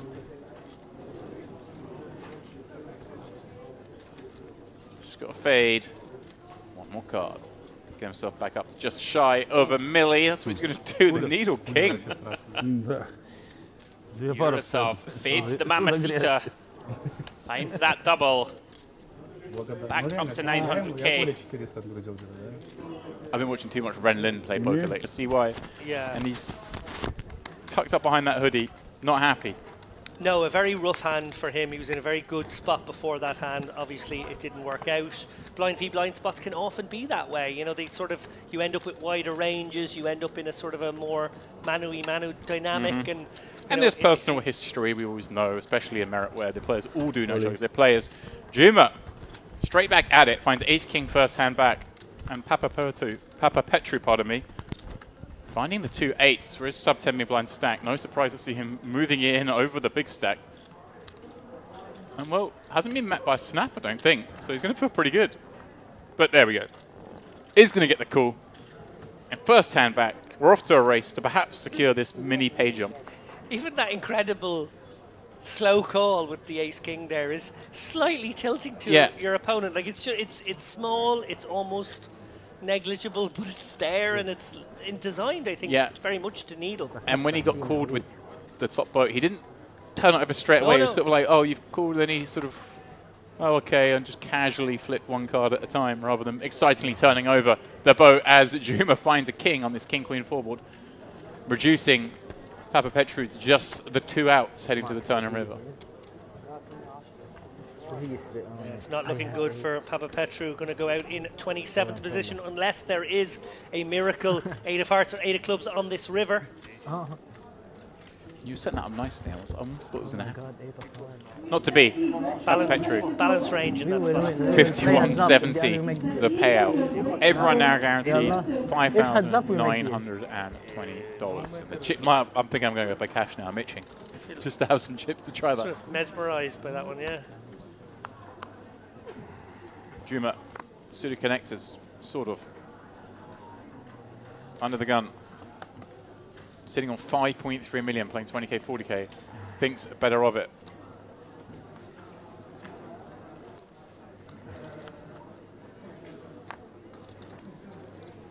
We're now over the 4 million mark now,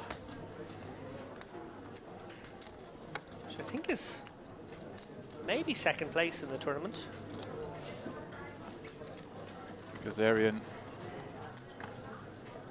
16 blinds on the button, looks down at King Jack and says, all of it. Spani in the big blind, even shorter, but has an ace and just says, whatever, let's go, run it, whatever you want to call it. Because they're in the covering stack, but only just. After this 10 minutes break. Two of our shortest stacks at the feature table, about to go to war. A fair fight.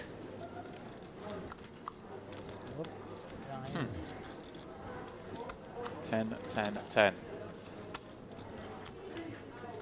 One more 10 to end it.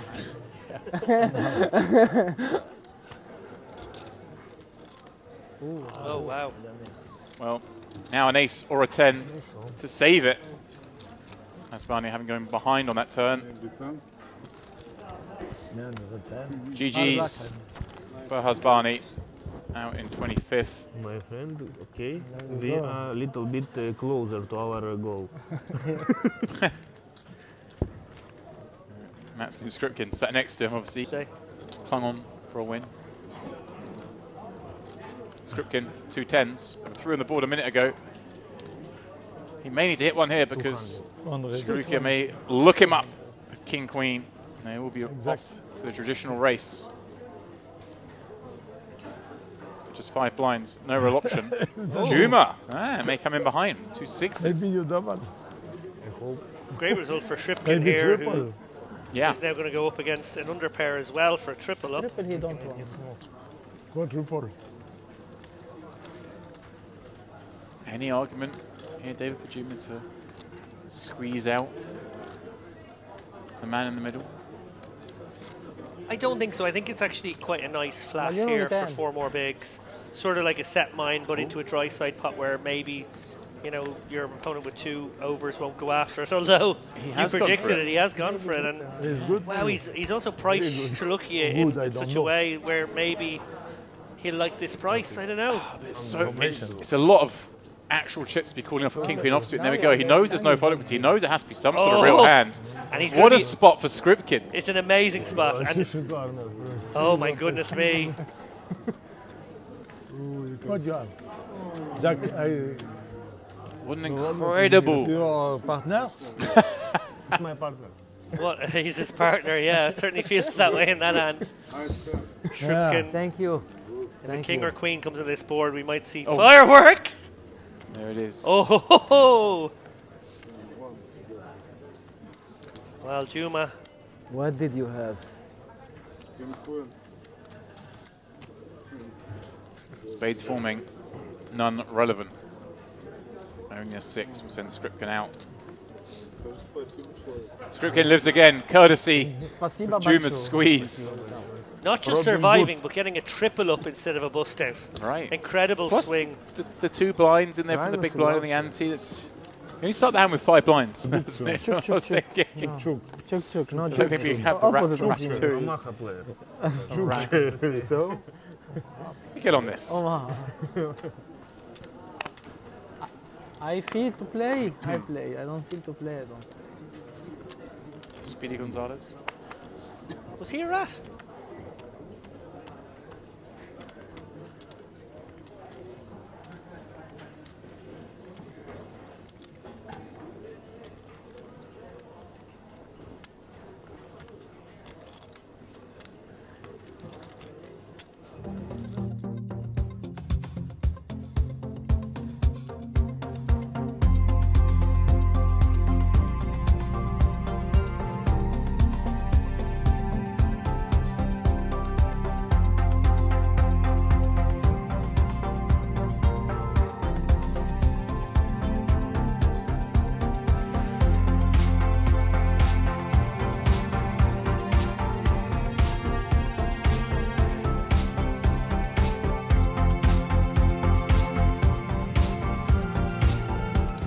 A very warm welcome back to you, ladies and gentlemen out there. This is the Merit Poker Gangster Series Day 3 coverage.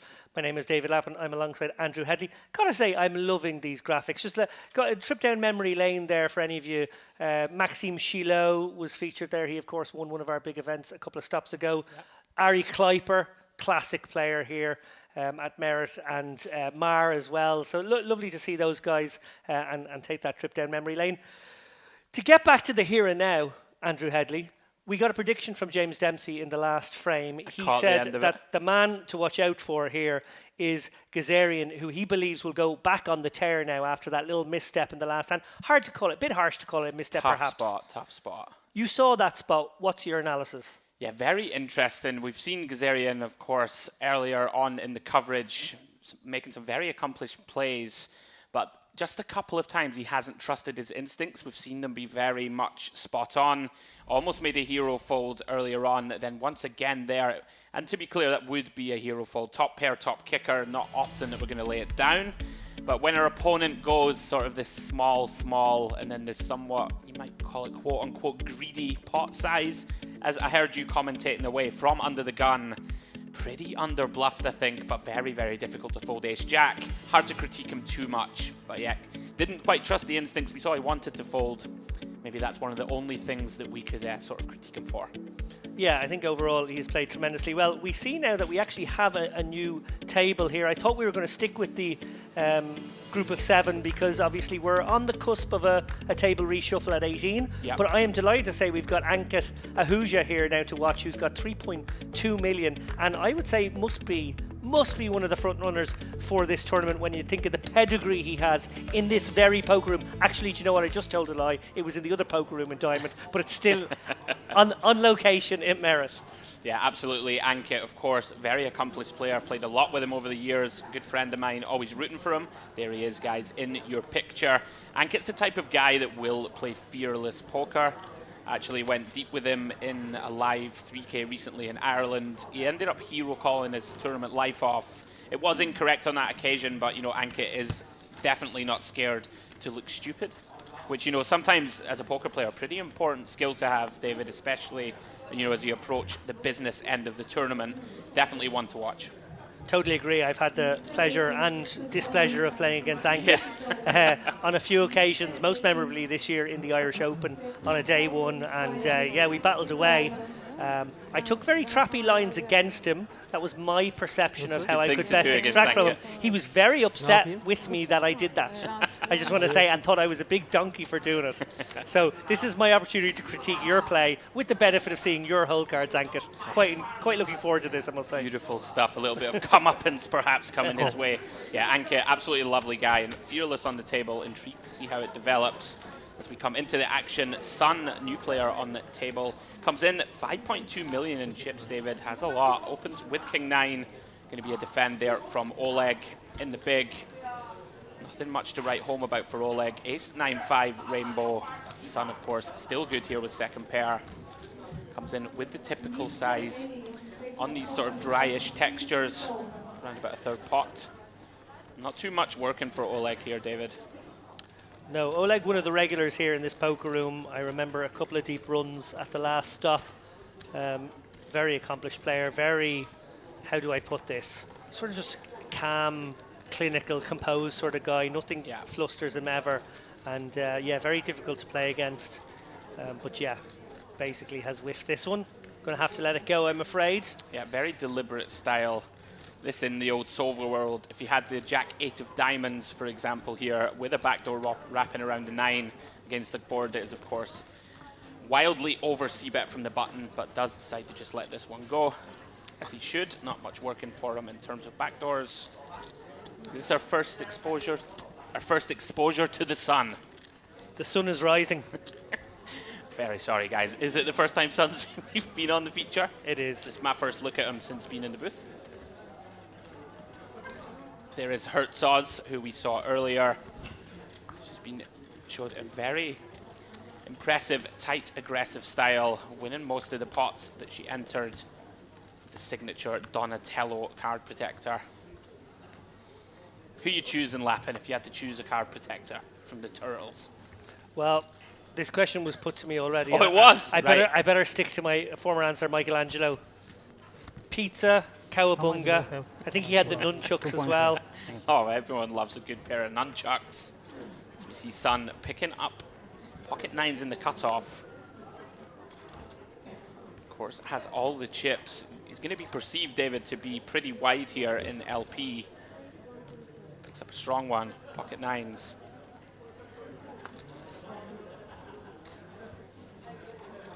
Here we go. Could be round 2 between himself and Oleg. Oleg working with 32 big blinds, ace-jack off. Certainly a couple of options open to him here, David. Definitely not folding. Can get on board with both peel and 3-bet. Yep. Feels like a little too much to shove for 32 blinds. But he does decide just to send it. Certainly fine. Gonna be winning money at chips. And Sun here. Well, wow. Facing 32. Feels like we have to call.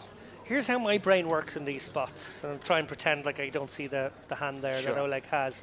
I feel like a lot of the shoves are the 5s through 8s or the 4s through 8s. That they're the hands that sort of benefit the most from a shove like that. So I have to call with my 9s. That's what I think. Now, nice to see Oleg obviously balances a situation like that up with some overcard hands, which obviously are necessary to protect against that hand. Maybe a king-queen suited would work in a similar sort of way. But yeah, I think I find a call with the 9s. Yeah, it's interesting the deeper we get towards the final table. Obviously, ranges are going to change a little. But for chips, we are going to see a bunch of these sort of 30 big blind reshoves. Hands like ace-queen off, you know, hands that are just happy to take it down. We see here Oleg sending in the ace-jack. Like you said, David, some hands like a king-queen suited, king-jack suited type holding, but also some of those low to mid pairs, I'm inclined to agree with you. I think here we almost never beat, so to speak, in Sun's spot. Yeah.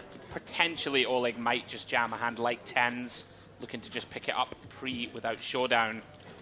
But it's literally that, right? Like he's capped himself in such a profound way here that 9s just becomes so high up.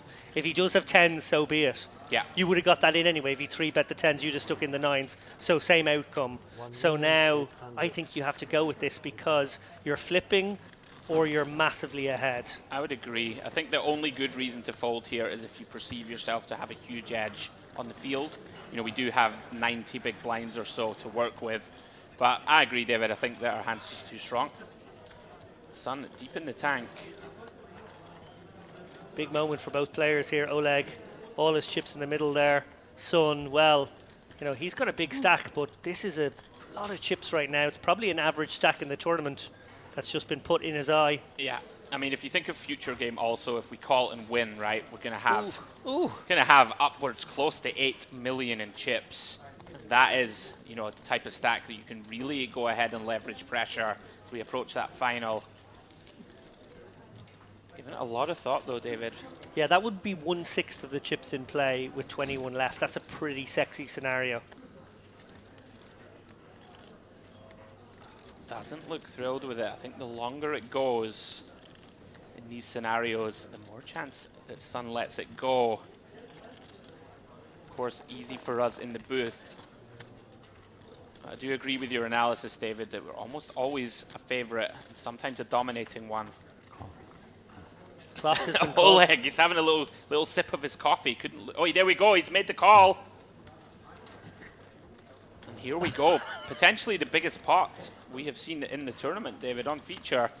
Close to 4 million in chips. Did Oleg call clock and half a second later get called? I think that might have happened. Wow, he clocked himself. Oh, there we go, right in the window. Ace, ace-6. Oleg. Looks like the most relaxed guy in the room, vaults into a huge lead. Oh, would you believe it? Drills it on the turn. Sun drills the 2 outs.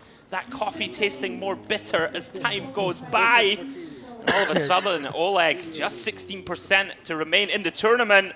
And he is out of here, David. Wow. What a run out. Just like that, we lose Oleg in 21st place. Sun up to 7.6 million in chips. What a run out, Mr. Lappin. Extraordinary hand. Very big call. Oleg is going to have to bow out here in 20th place or so. We are edging ever closer to that switcheroo. We will be changing the feature table when that happens. It could be happening any moment here. It looks like there's a little bit of commotion, so maybe there's a bust out on an outer table as well. Ankit's actually spotted that there's an all-in on another table and is saying, is it going to be my big blind next? Maybe we shouldn't play this hand, just in case, guys. Potentially on the cusp of the final two-table redraw. What a run out that is for Sun.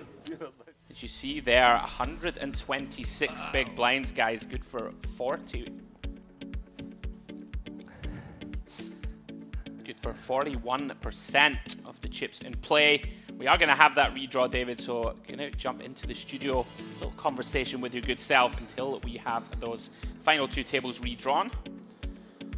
And there you go. That's an extraordinary moment, because when you think about what's just happened there, in the blink of an eye, in the turn of a turn card, we've gone from having, you know, the stacks kind of level up a bit. We've another guy with 4 million, Sun's back down to 3.8 million, Ankit's obviously already there with 3.2. We'd have a real tussle on our hands between those stacks, but now instead we've got an overwhelming chip leader in this tournament. Sure, yeah, Sun, 126 big blinds at this stage is absolute piles. They're going to be very intrigued to see how he approaches, you know, that chip lead. We know that some players like to get real out of line now, obviously recognizing that players want to make the final. Bigger ICM considerations and things start to come into play, so we'll be intrigued to see how he approaches it. But yeah, overwhelming chip lead, and everyone else at that table has the work cut out, I'd suggest, Dave. You said Ankit Ahuja is fearless, but he's also no fool, and he will understand how this ICM pressure can be leveraged on him. To some degree, he's one of the other bigger stacks, mightn't be too bad, but all the small to medium stacks for the next foreseeable future, frankly, for the next while, are going to have a really tough time. We will come back to that when we come back, guys. It's been told in our ear. We're heading to break, so we will be back, guys, in around about 10 minutes' time. We'll be able to touch on these things. 3 minutes break, guys. Join us back in the booth soon. Cheers.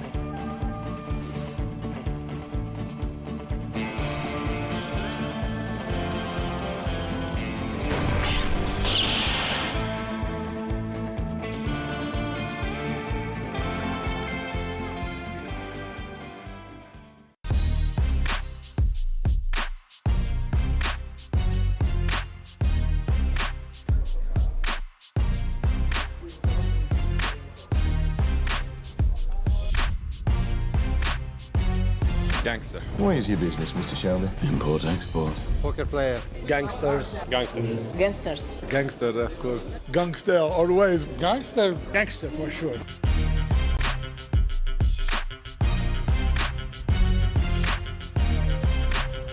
Queen 10. Take queen off. Queen 10. Jack 10. Queen 10? 7 deuce. I have no idea. Queen 10. Queen 10. Queen 10.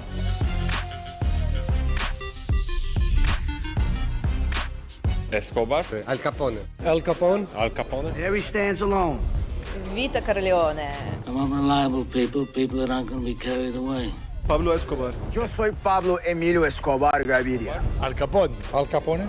Marlon Brando.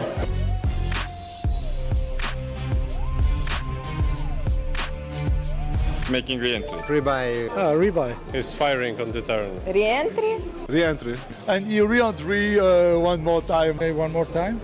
Re-entry. I don't know.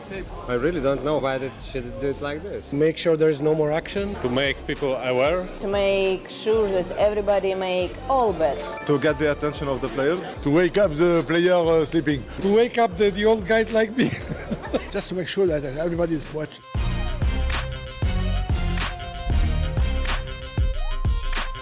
Cadillac maybe? Lincoln. Cadillac, I guess. Old school car. Rolls Royce. Four-wheel car, big cars. Cadillac. A Volga. You a Buick or Cadillac.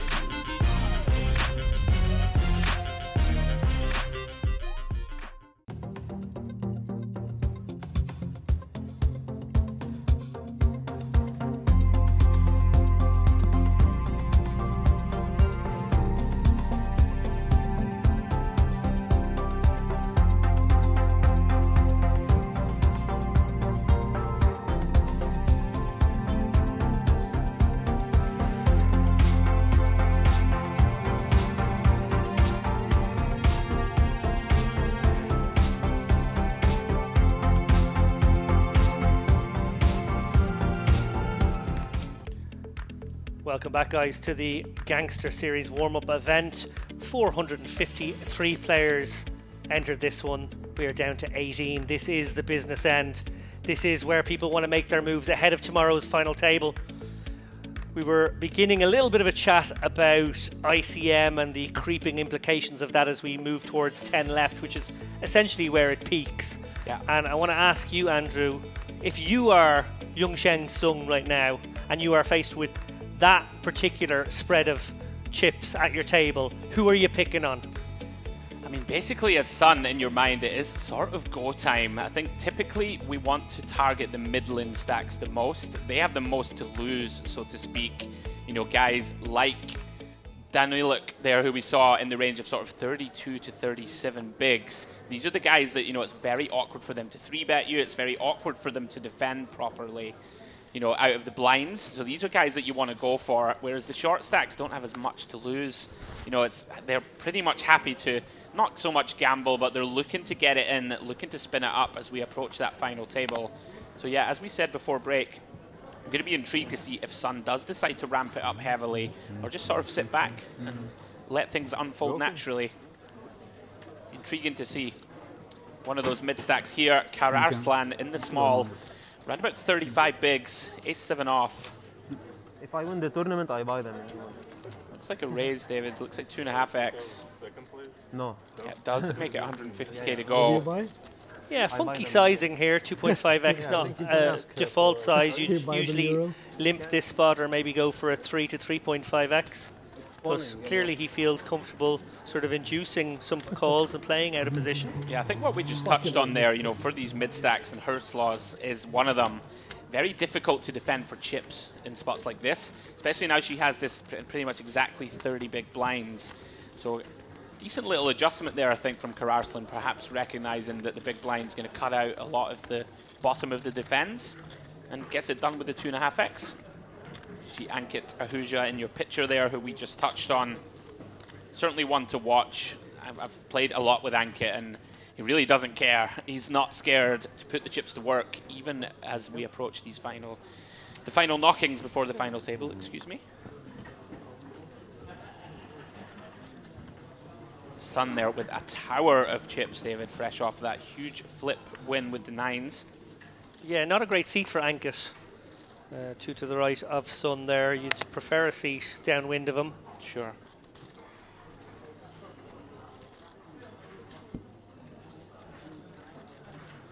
Folds round to 2 Hertzaws in the small, content to let the 6 deuce go. Very welcomed walk there from Cantur. Oh, jeez. Oh, I'm going to let that one go. It'll need to be on screen for more than a second It for will. both of us there.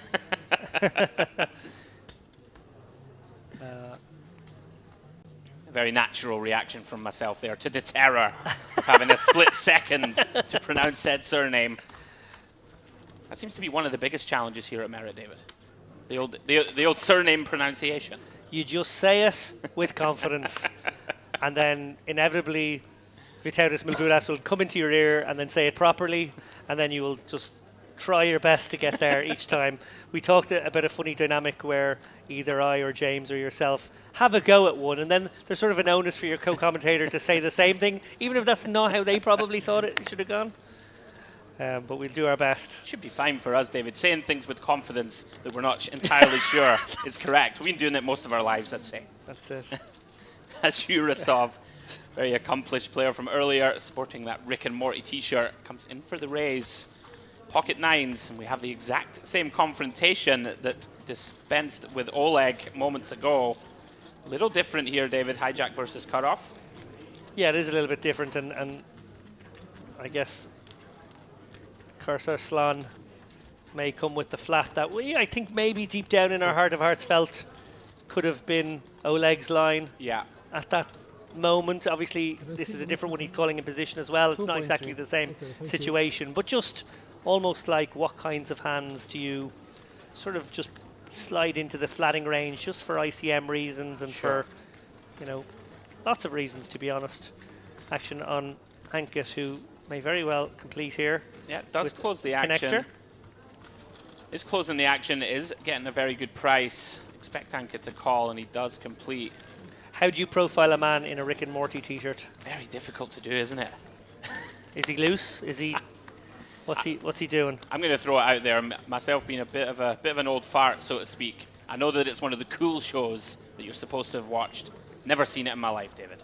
Oh, it is a cool show. Oh, it is? Oh, it's a very good show. I knew you were cooler than me. Sigh. Okay, a little bit of something for everybody here. Karsaslan with the gutter, the overcards, the jack of spades in hand. Yuroslav with the overpair, and Ankit with the gutter and also a spade in hand. And maybe the kind of board that he feels he could lead in a spot like this. You can see here, Ankit, the wheels are turning. I think he is considering going for that lead, David. We don't see it so much on monotone. You know, on these flush completers. Does look like he's going to go for it. We do see lots of these small stabs out of the blinds on these low connected boards. You can see Yurosov, even with a hand as strong as pocket nines, already somewhat in the blender. Has a player behind him. Very difficult. Tough to proceed. Don't think we can ever fold, of course. But has to be wary of Karsaslan behind him. Who is now getting an even better price and also has a decent amount to... Yeah, these are the really tricky spots in Hold'em. Multi-way, you know, we are very often going to be up against a bigger spade in either Ankit or Yurosov's hand, which makes this extremely tricky to proceed. You know, if we do improve and make our flush, could already be dead. We don't love an ace. No, there really are no clean turn cards as such for Karsaslan, holding just that jack of spades. You can see here, very difficult. I would not fault this at all. I think this is a very reasonable flop fold. So you can see, of course, he was in good shape against the two holdings, but I think fold is good in the long term. 3 of diamonds on the turn, David. It does complete of 4 cards to the straight. Now Ankit, all of a sudden, after that flop lead, this starts to get a little dicey for him also. It does, but then he has 6x in his range, and Yurosov, if he is in there with an ace, will not be loving life, frankly. The 9s won't be loving life either, so I don't know. I think Ankit could well come with the bet here. He looks like he could have 6-7, 6-8. Absolutely. Could just have the 6-3, could have flopped the flush anyway. Yeah, very tricky spot, this multi-way for sure. I think if I'm Ankit, I actually do go for it here with the half-pot bet. I think you do put the pocket pairs completely in the blender. That's very much the case. Oh, you'd look to have called it, David. We did say Ankit is fearless. Blasting away here. There you go. Pretty much exactly half pot. And Yurosov here. I mean, what can you do? Absolutely awful spot to be in. I think we just have to give this one up, David. Basically the worst hand that we get to the turn with. Yeah. Brilliant play from Ahuja there, it must be said. Yeah, spots like this are just so huge. You know, a multi-way there to get 2 dominating hands to fold. Earns that pot. I see them. Very nicely done from Ankit.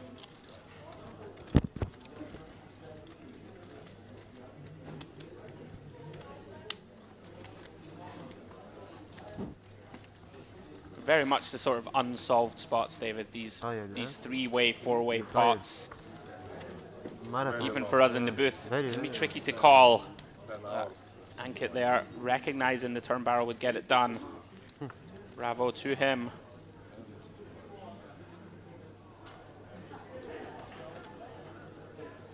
We see Sun at 7.6 million, David. What a time to be alive. Let's it go. Folds around to Daniliuk with the king queen.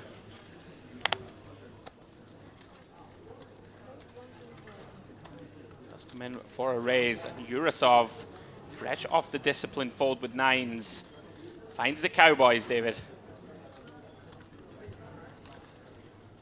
Yeah, and interesting now, given the stacks behind, would he choose to flat ever? He does. I think I like it. Okay, we do have position, do have some rejam stacks behind. So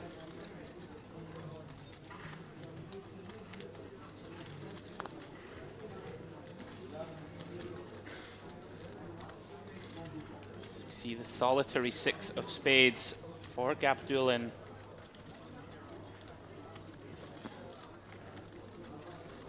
Yeah, he may come along for the ride here with a variety of other cards. Yeah, does make the call. And look at this, it's the disaster card for Daniliuk. Fortunately for him, the coordinated 10-8 behind it may save him from committing too many chips post. We shall see how things develop. Yeah, I wonder if he always c-bets here. I think typically we want to check a lot on such a coordinated board, but having that king of diamonds and make him feel a little bit more comfortable with his top pair, does decide to c-bet for half pot. Yurosov with the player behind, not loving the idea of letting that range in as well, but the flip side of that is this is not the board that Kings absolutely loves. Absolutely. We'd expect just a call and reevaluate here on later streets. Does do just that.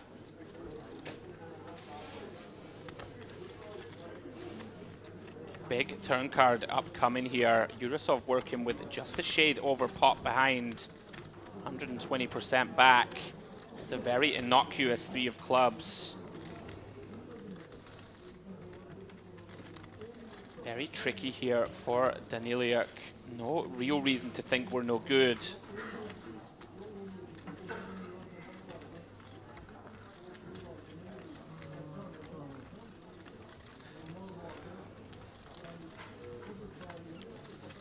Very tricky here.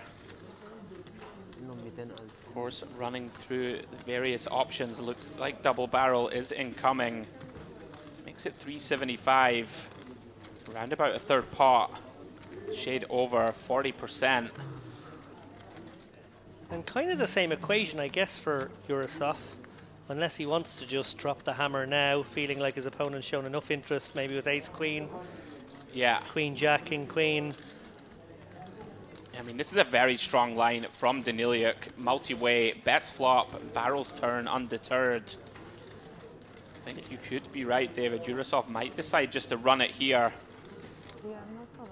Is a lot of bad river cards, of course, for pocket kings. Looks like he does just call again, though, David. We're off to a huge river here. 1.6 mil in the middle. Yeah, stack to pot ratio less than 0.5 to 1. And there is only one bet left. And it's not even a particularly big one. And, well, Daniliuk is going home, I feel. Or, sorry, well, he won't be the one going home. He is Yurosov covered, but how does he even get away here? I don't think he does. Yeah, the cleanest of clean runouts for pocket kings. Daniliuk here decides to check river. Perhaps try and induce a bluff from a hand like ace-jack. Something like this that has to call flop and turn with the double gutter. Yeah, maybe diamonds as well. Intriguing, because Yurosov shouldn't have too many diamond combos. from these positions. Well, very interesting, because does Urasov shove worse for value? I would suggest not. No. Probably going to take showdown, David, with a hand like Queen Jack. Certainly would. Can't imagine he would jam it. All of a sudden here, Daniliuk in bluff catch mode. Oh, well, he's not having to face an all-in, which is nice. Wow, he's gone for the milky size. 20% pot on the river. Very creative from Urasov. I think you do see most players here, David, just send all of the troops into battle for less than half pot. Yeah, and it's depolarizing. Daniliuk now thinking maybe the only hand he has a chance against is the same hand. Queen Jack wouldn't value this thin, I don't feel. King Queen may just about feel like this is the best. Ace Queen certainly would, and you're behind that, so. Yeah, pocket 10s, pocket 8s, Ace Queen are the typical value bets here. You can see that Urasov with the pre-flop trap doesn't like it, David, and it's true. Very rare that you're going to see a 20% pot bluff here in position. But the price is so enticing. King of Diamonds in your hand as well here. Yeah, that's not a good card to have. No. Absolutely. Getting close to, what is it, 6-1 on a call. You can see Daniliuk hating it. This would be an incredibly disciplined fold if he can find it. So tough to do, David. 2 million out there.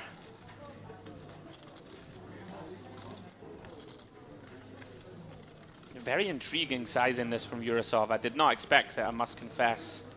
Yeah, you're really not allowed to have too many bluffs when you go this small. Sure. Felt like a shove or check back situation.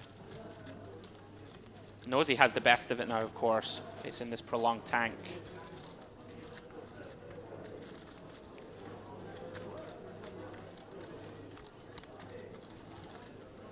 Credit to Daniliuk, David, for tanking this long. I think most people just see the price and think it's just too good. Chips are in hand. No, not anymore. Oh, wow. Look at that. Wow. Fantastic laydown from Daniliuk. Have to commend him, David, for finding that fold. Fabulous. As we did say, it is extremely under-bluffed, but to still find the discipline to fold a hand as strong as King-Queen. Very well played, sir. Yeah, truly awesome hand reading there. A lot of players just think about the value of their own hand and think, well, I have to go with top pair here. I can't exactly give up for 1-6 pot or whatever it was. But yeah, he really did break down the hand in depth. And actually, I think maybe the small, milky sizing cost him, because against the larger sizing, more bluffs can be in there. And you know, while it's not a super polarizing bet because it is only half pot, it would have allowed for more bluffs and maybe been more likely to be called. Absolutely, have to agree completely. Very disciplined laydown. You never know, David. Tournament poker, this laydown could be the difference between him mounting a recovery or being crippled. Very impressive stuff. Well, just 5 or so hours ago, Andrew, you and I had a little friendly gentleman's wager on how many players we would get down to. Very much feels like we've both nailed it. It's going to be in that zone. What did I choose? 14. You had 14, I have 12. Conclusive proof that we're living in a simulation here. Daniliuk manages to fold against the pocket kings. Wakes up with them the hand after. Working with 25 bigs. Comes in for the min raise. And here we go. Potential danger for Kankurtaralanli. Beautiful. Close. Almost. It's almost like a sentence.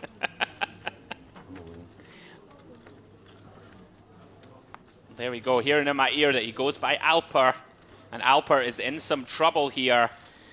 Tough to blame him, has decided to send it with ace-jack, 14 bigs. Perhaps David thinking that Daniliuk could be a little steamed after that last pot. Yeah, and I wonder if Ankit is thinking he he could get in there with some dead money in the middle. It would be a bit dicey. I feel like he's going to let this one I think go. Anke experienced enough here to recognize pocket sevens. A little too weak here, facing early position raise and shove. But Alper is going to need some help. He is getting snapped off. Here we go. Big moment here for both of these players. 17 players left in the 2200 warm-up here at the Merit Gangster series. Alper needs help, needs one of the remaining 3 aces in the deck. He is going to be leaving in 17th. Jack in the window, David. Improvement for Alper. Flops top pair. Does have the backdoor nut flush draw working for him.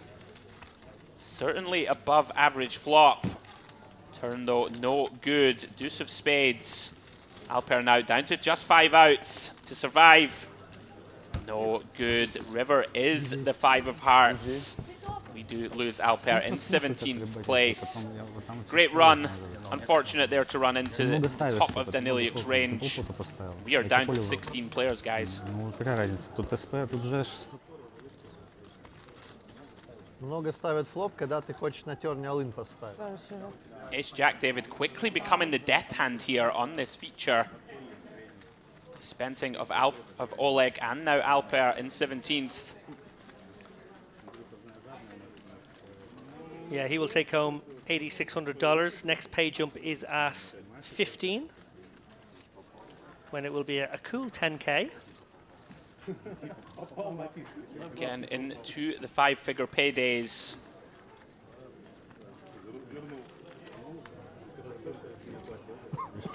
This is, of course, that time where the players start to believe that the dream is real. 2 tables left.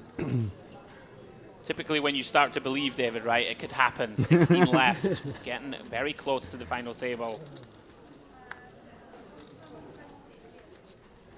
Very impressed still by that fold from Daniliuk. Possibly a tournament-defining fold. Getting away from that king-queen. Quickly rewarded with the big chip up with the kings. As we see Ankit here. Jack 10 off in the cutoff.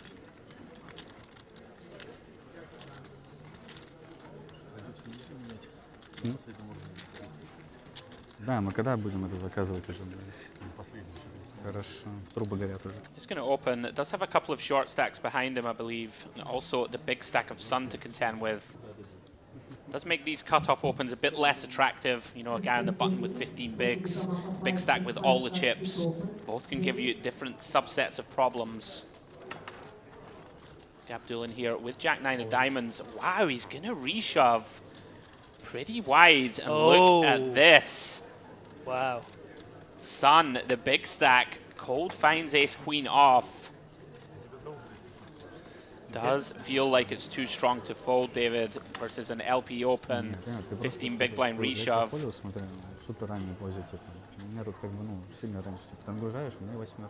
925K is the price. Do have the benefit here, I think, that Ankit will always play very honestly. I think if we do decide to continue, then we can just call. Ankit would have to find an absurdly strong hand to rip it in for 3.5 million. Wow, if Gabdulin gets this one past Sun, be a miraculous escape. It really would. Ace queen. Doesn't look happy with it, David. He is now reaching though.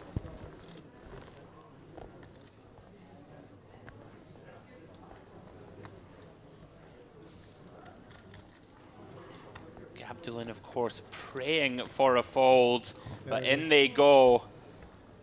Like the call from Sun, as we said, Ankit here really not going to be able to do too much.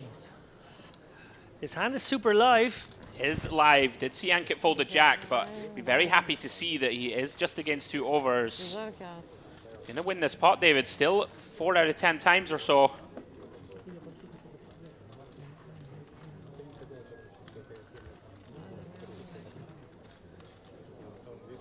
Look at that! What a flop! 6, 7, 8 with 2 diamonds. All of a sudden, Gabdulin, 2-1 favorite. And he drills it on the turn. It's not over. It's not over. Sun could redraw. Still drawing live here to the higher diamond flush. Bricks out. Jack of clubs, river. Gabdulin turns water into wine. What a result there. Does go for the light rejam. Sun finds it behind, but Gabdulin finds the double up. He is back up to 2.1 million. Have we just witnessed the end of the Sun run? Oh, beautiful. Tell you something, you're never slow off the mark, Dave, with these.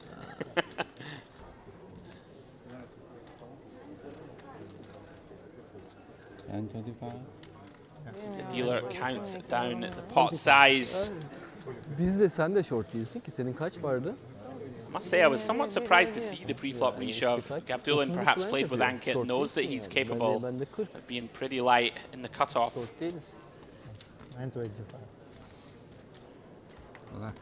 Very well timed double up for Gabdulin.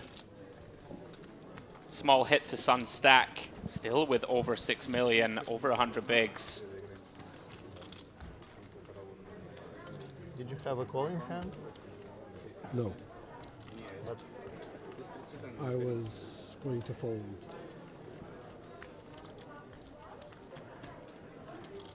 Gabdulin there just inquiring with Ankit whether he was going to make the call.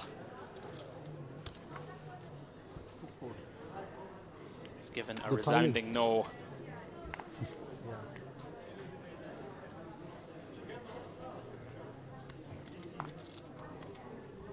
Cards back in the air. Pardon. Round two, Gabdulin in the cutoff, fresh off that big double. Finding King, Queen of Hearts. Beautiful looking hand. 35 big blinds now. Does it make it 125 to go?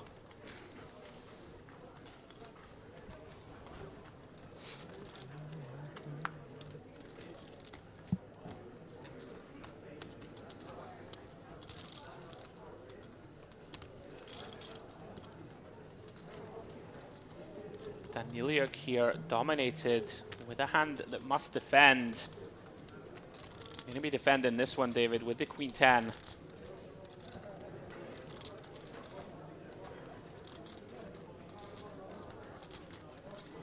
Does outflop Gabdulin 10-7-8.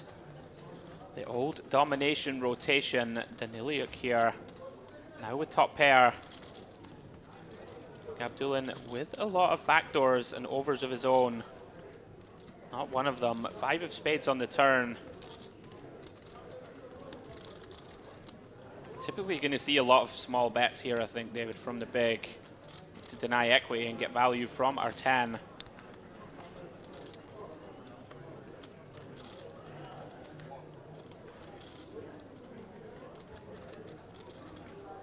That is exactly what Daniliuk decides to do. 40%, shade over.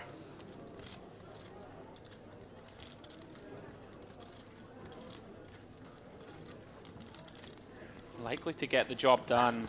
Gabdulin here with just king high. Does let it go correctly. Daniliuk continues the recovery. Yeah, very impressed by Daniliuk.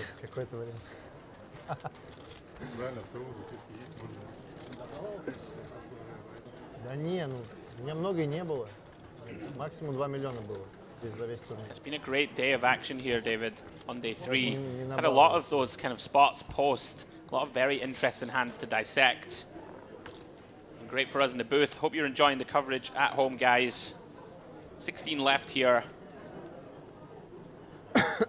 Merit $2,200 Gangster Series warm-up.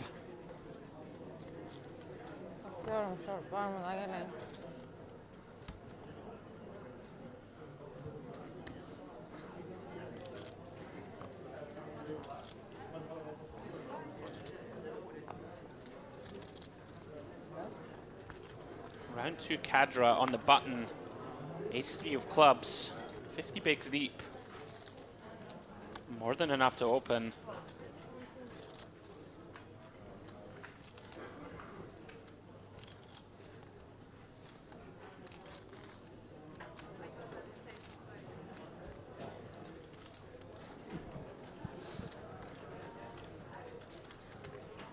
For any of the Nikolai Ponomarev fans out there, he did actually bust just before the table redraw at 18. He was the 19th place finisher. Just looking through some of the recent bust outs. Maxim Shripkin also eliminated in 20th. We saw that one obviously on stream.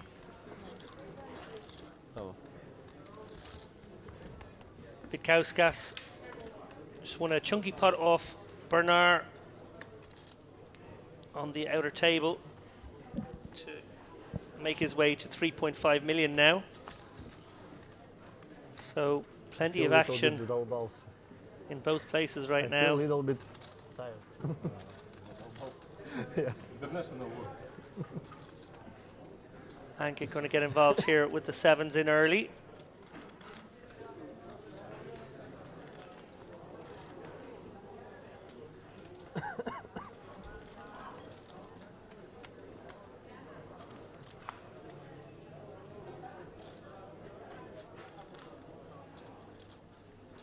Kadra giving the 6-4 suited some thought, more than some thought. He's actually going to flick out a call here in position. Yeah, this is spicy. Very wide. Maybe a little glimpse into the overall strategy of Kadra. It's not Christmas yet. Certainly not a hand we're typically going to see called. Leads to a more interesting decision now for Yurosov, David. Yeah. Does look like a potential squeeze candidate. Yeah, this looks like a spot where you can make it a half milli to go. Yeah. Absolutely. Typically not going to see too many pre-flop traps here from Kadra at depth. Have two nice blockers, two strong hands. Yurosov does pounce on it. There you go, David. You called it. Shade over $500,000. 9 big blind squeeze. We can see the timing pretty good. Just so tough here for Ankit to continue, even with a hand as strong as sevens. Are facing a 40 big blind effective stack squeeze.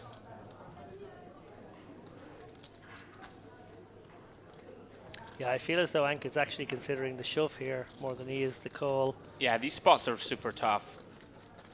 Of course, he knows Yurosov very capable here of finding a light enough squeeze.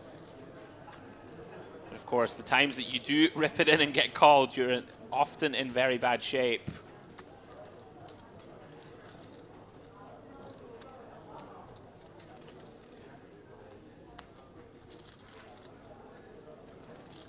Ankit, though, is a fearless player in such spots. Does think better of it. Gets out of the way. Kadra now wondering what he got himself into. Gets out of the way with the 6 high. Punished. Bravo. And one wonders if the 3-bet would have come if not for the flat call there. This is it. This is poker so interesting. Yeah, because it's a spot where you definitely mix with King Queen O there. You'd probably 3-bet sometimes and flat sometimes. Yeah. So interesting when a loose flatter like that can really juice up the situation for a squeezer. Absolutely. Bravo.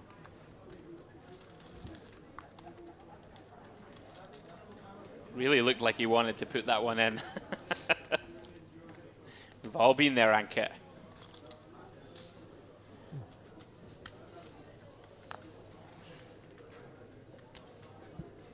It's one of those spots, David, right, where it just feels like too much to rip it. Even though you can feel it. You feel it in your bones. This guy's light. I can get it through. In any case, action back on Kadra. Ace-5 of clubs in the hijack.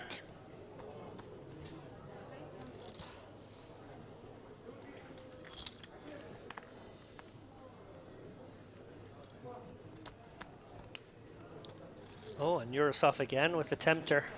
A very pretty looking Queen 10 of clubs. This one falls comfortably into call, I think. In position.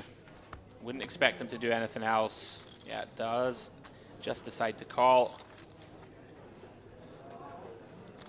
Been impressed with how he approaches the game. Seems to have very good grasp on his ranges from various positions. Persaud's here. Very wide defend here, pre. Certainly a little wide, especially with ICM coming into play. Does complete. Wow, look at this. Oh, here we go, David. Not flush draw for Kadra. Open-ended straight draw and flush draw for Urasov. Bunch of money likely to go in here post. This could be a 6 million pot. Urasov open-ended and got the flush draw. Must be feeling so good about his hand. And really does fall into the raise category. Absolutely. You know, lots of our draws are going to just call. I wouldn't be shocked to see him just call this one either, but would be some potential to bump it up. Has decided to take the passive route. You know, we do have position. We have such a good hand. But when our opponent does get it in against us, it does shrink up considerably. Here we go. 10 of hearts on the turn. Urasov finds the offsuit pair that he needed. Oh. And we're out to the outer table, guys. Big all-in in progress. Well, look at this. Looks like 2 people all in already. Some carnage on both tables simultaneously. Although I would argue that 10... Look at this. We have a... Sorry, David. No, you're fine. I think he folded Jack's face up. Ace-Queen against pocket nines. Yeah, it looked like Jack's on the button. Could have potentially had a massive 3-way all-in.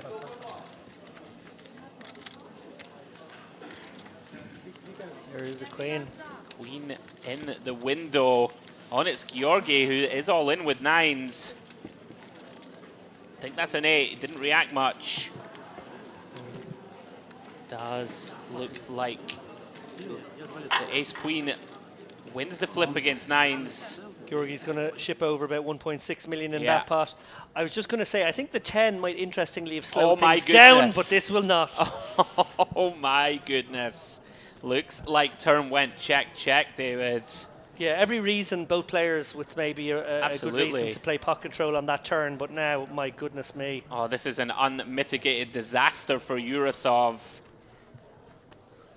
I mean, one thing that could potentially save him depends on the river size in here from Kadra. If he goes extremely big, then Urasov could just call. As it stands, round about 70% pot. Going to be so tough here, David, not to get felted. Well, what's probably going to happen here is Urasov does raise to 1.4, 1.5 million, and then we'll face the shove, and it will be supremely gross. If Urasov finds the just call here, we could file it under play of the tournament. How do you find it, though, David? It's almost impossible. Exactly what you said a moment ago. If this is a pot bet or over bet, I think we can find the call. But to a sort of, what, half pot bet? Yeah, it's around about 66%. Okay. Round about 60. Yeah, I feel like you have to look for value in that situation. I have to agree.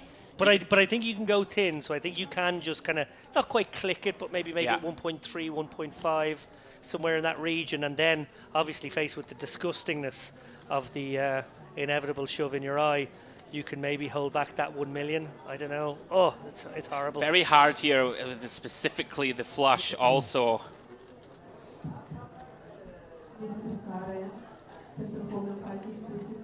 If you can just find a non-all-in raise, David, we are going to witness the sickness.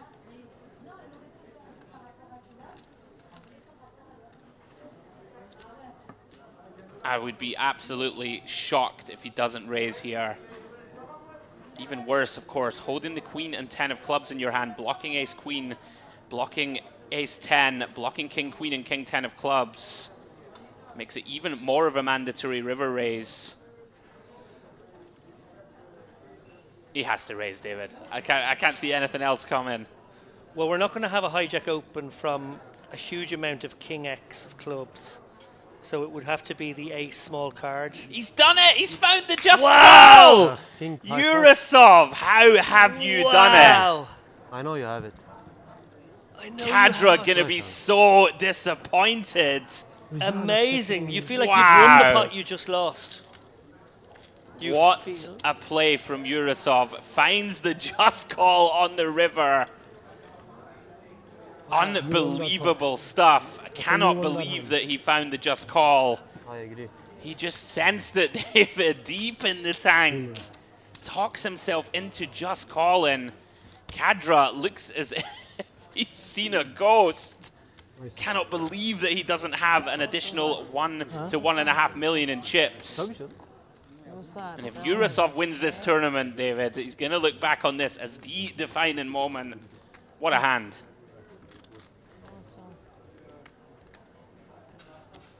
That is unbelievable.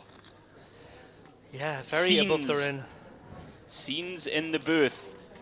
The action is not slowing down, guys. Gabdulin, pocket queens under the gun.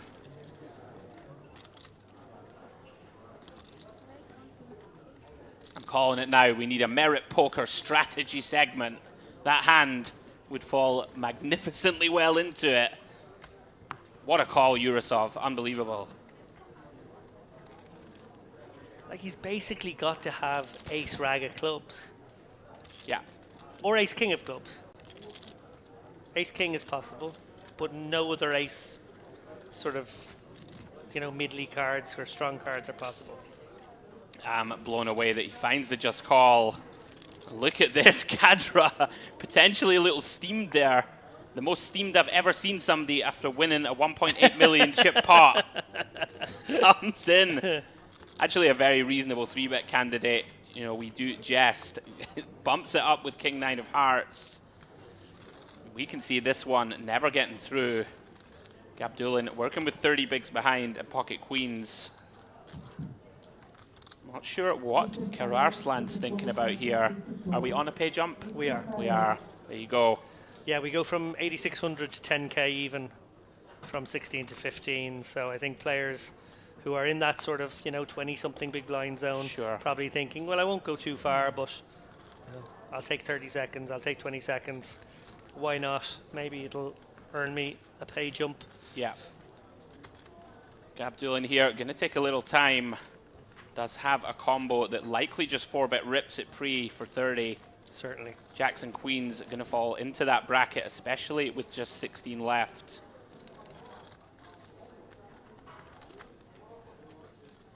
Still reeling from that flush over flush situation a moment ago.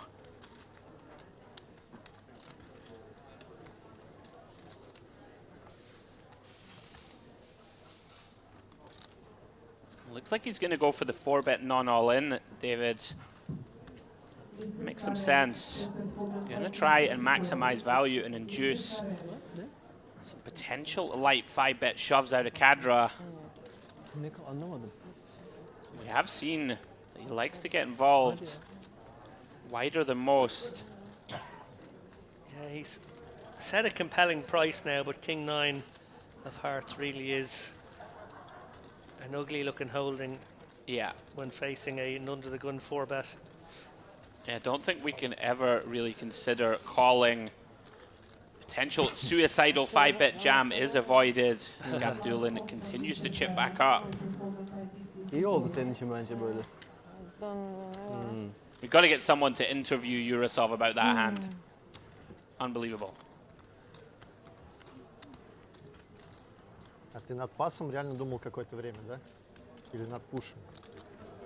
Над рейзом? No turn bet meant no straight. So maybe he's going through all the possibilities of hands that could call. Absolutely. That was my card. He's thinking, I can't actually target that many hands, and I am putting it at risk. Yeah, maybe correctly lands on. I don't know though. I mean, look, all the overpairs can check turn right to pot control and then still bet river. Like aces with the ace of clubs, kings with the king of clubs. Gonna have to hero as a good amount if we raise river. He has opened, all cards are cursed. Outrageous hand. Loved it. Loved to see it. And we did suggest that Sun might ratchet up the aggression, holding the big chip lead. It's 130k here with Jack 10-0 under the gun.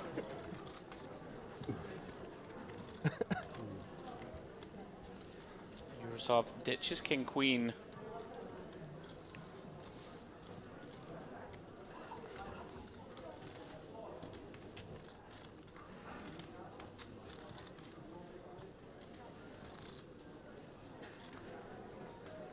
Round 2, Gabdulin. Very dusty, looking Jack 6. Lets that one go. Too easy. Too easy. Иди. Зачем он сам широко сит открывает вообще? Третий бокс широко открывает. Назад. Король даму разные сразу вытянул. Знаешь, если бы Гия сидел, понимаешь, если бы Гия сидел бы, натрибетил бы быстренько. Вот такого вот что-то. Он еще... Это еще сегодня, он еще сегодня в поле 8 заебашил, 50 бобов в таком споте, поэтому... Друг наш в красном ему. Поэтому как знаю. Cards back in the air.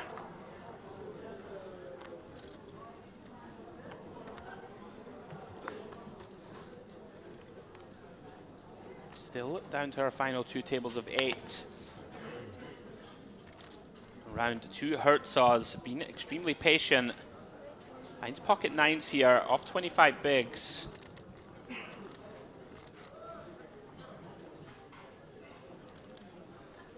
Ankit with ace deuce off. Devil on his shoulder right now. Absolutely. Certainly not a typical hand we're going to use, but I know Ankit, extremely, supremely aggressive, is going to decide to use that ace blocker. Try and get Herzog's to fold pre. We can see it's never going to work here. 280.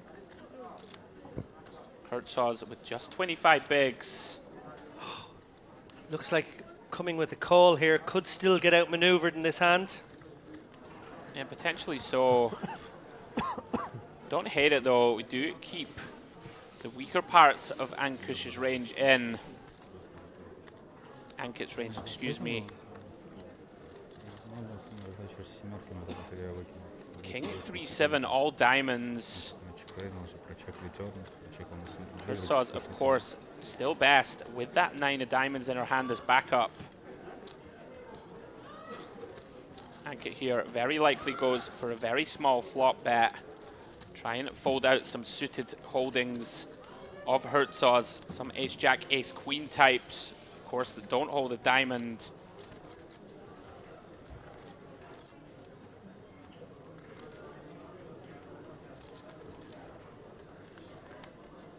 Expect him to bet around about 140 or so here, David. Something very small. Just targeting pure whiffs. I like it. Can still get some better hands to fold, of course. Very small is the order of business. I think you may have nailed it here. It's gone a little larger. Looks like 180, 165, yeah. Just a shade over 20%. Very nice sizing choice. Herzog's, of course, with very easy check call.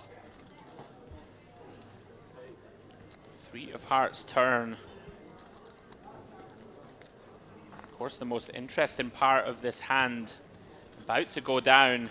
These are spots that the very best in the world can continue to still maneuver. Tough to continue to barrel, of course, here for Ankit.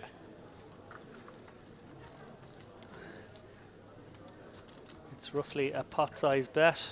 It does wave the white flag. Understandably so. Now, if you're Herzog's, do you ever fire a blocker here? I think you certainly could. Definitely an argument for it. But perhaps if you think your opponent has given up, can be more prudent to check and look to check call. Hard for Ankit here to represent, you know, too many very, very strong hands that bet flop and check turn, I think, on such a wet texture.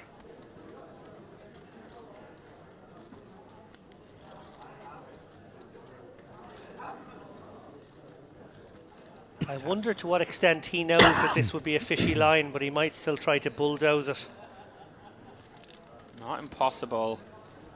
You know, trying to run through plausible hands that would bet, check, bet. Aren't many of them, David, really, for value. I think it's a good give up. Herzog's there, very liable to check call. I think she knew she was best. Very nice pickup for her. It's an additional 165k there by not 4-bet shoving pre. Just an illustration there, though, of what we said. Anka, he's going to go after it. You know, ace deuce off, okay. Can look too wide. Against a cutoff open, though, certainly going to work enough of the time, especially with the ICM pressure.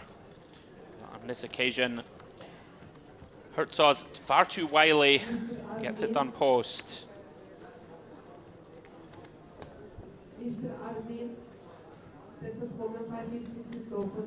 We see Daniliuk here under the gun. Non-stop action here on in this frame of tonight's action. Ace Queen of Hearts. I feel like we haven't had time to draw breath, David, at all. No, look it's at been this. relentless, and those kings have been everywhere. My goodness.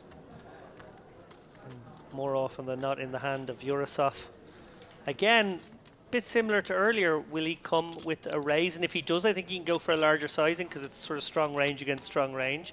Or does he flat, knowing that there's a murderer's row of potential squeezers back there? Yeah, I think he will lean to 3-bet in this specific circumstance. I think now that we have 30 bigs, facing an undergun open, we're not going to have too many flats, I don't think, +1. I think most of our 3-bet bluffs, you know, sorry, most of the part of our range that is a 3-bet bluff, we are still going to go ahead and 3-bet. And like an ace-jack, ace-queen off, potentially in there. Does make it 350 to go. And tempting for Daniliuk to flat here. Yeah, I mean, our hand is so strong. Of course we don't love this. Facing a +1 3-bet off 30 bigs. Quite often, David, is just exactly what it looks like, a premium holding. But ace-queen suited, it just feels too strong to fold pre. Is getting a pretty reasonable price. Yeah, and ace-queen will flop in a sort of straightforward way for you most of the time. Agreed. Just need to be 25%. Obviously, may not fully realize, but as I said, ace-queen suited is one of those. Look at wow. this, Daniliuk. He has made some incredible above-the-rim folds. What a spider sense. Beautifully done. Does he have Yurosov's number?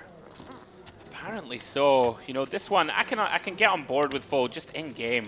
Ace-queen suited, you think to yourself, am I being exploited? Is this hand too strong? Once again, Andrei Daniliuk makes a very accomplished laydown. Well, the guys have had some friendly banter between hands. One wonders if that plays into the dynamic where, you know, when you try and take advantage of each other, is he really going to come after me under the gun one? I'm not sure. Anyway, look, you can't trust poker players, David, you know that. Well, that's one thing that's certainly true. Well, look, there we go. The short stack is 34 bigs. What a structure this tournament is. Now, I do feel like more of the chips are on this table right now. Average stack in the tournament approaching 3 million. We've a few 2.5 million type stacks out here. Sung now, with the blinds gone up, has 81 big, 6.5 million. And, well, yes, with the blinds going up, it's not 34 anymore. It's 25.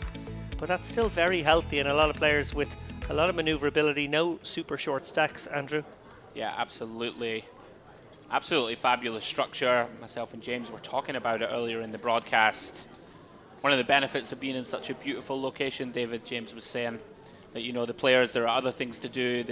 There's more scope, I think, to have a 4-day event here than, for example, GUKPT Bolton. Do you want to spend 4 days in Bolton with me, David? I don't want to spend 4 minutes in Bolton. But what is going on at this table? Sorry to cut you off. Another premium. My word. Well, Perso's, is she going to come with a raise similar to the last one? Looks like a small enough raise. I like it. Yeah. Very nice. Just a shade over 5 bigs. We do see a lot of this as stacks become more shallow. You can, of course, get a very attractive price on your 3-bet bluffs. You can see Herzog, of course, has the rockets. We were calling them the bootleggers. Little gangster reference for you. I like it. The boots, the bootleggers. It was either that or the moonshines. What do you reckon? So like bathtub gin, moonshine. Okay. Bathtub gin, moonshine. So that's what moonshine I would was, drink it. right? Yeah, it was. That's right. Yeah. There's a few different versions of it. They used to little prohibition trivia here as we watch Carta Aslan. Take a while before maybe finding the fold with King Queen O here. Hand funeral, as Dara says. Indeed. When prohibition hit, there were. Oh no, let's not tell a tale about 1920s America. And let's we will come back to it in a pay moment. Pay attention to the action. Yeah, wow, this is a pretty wide defend from Kararslan. Of course, whiffs heavily. 4-3-3 with 2 diamonds. This is the one where you can go incredibly small. Yeah, let's see if Herzog can find it. Lots of 10% to 15% pot bets here. Of course, representing an extremely nutted range. Yeah, it has gone a little too large, 40%. Sort of targeting the stronger pocket pair sort of range. Nut flush draws, broad weight diamond draws. Yeah. Would imagine, David, this is going to be too much heat. I think the 150k bet might have been enough. Absolutely. To get the job done. This 400k, I'm surprised we're still in this hand. But again, remember, we are on a pay jump, so this could be a bit of a fake tank. I suspect it probably is, but I won't begin my prohibition story until it's over. Okay. As we await David's tales of alcohol in the early 1920s, we do go out, guys, to our other table. Looks like a 3-bet and a 4-bet jam. Chips are absolutely flying on that outer table.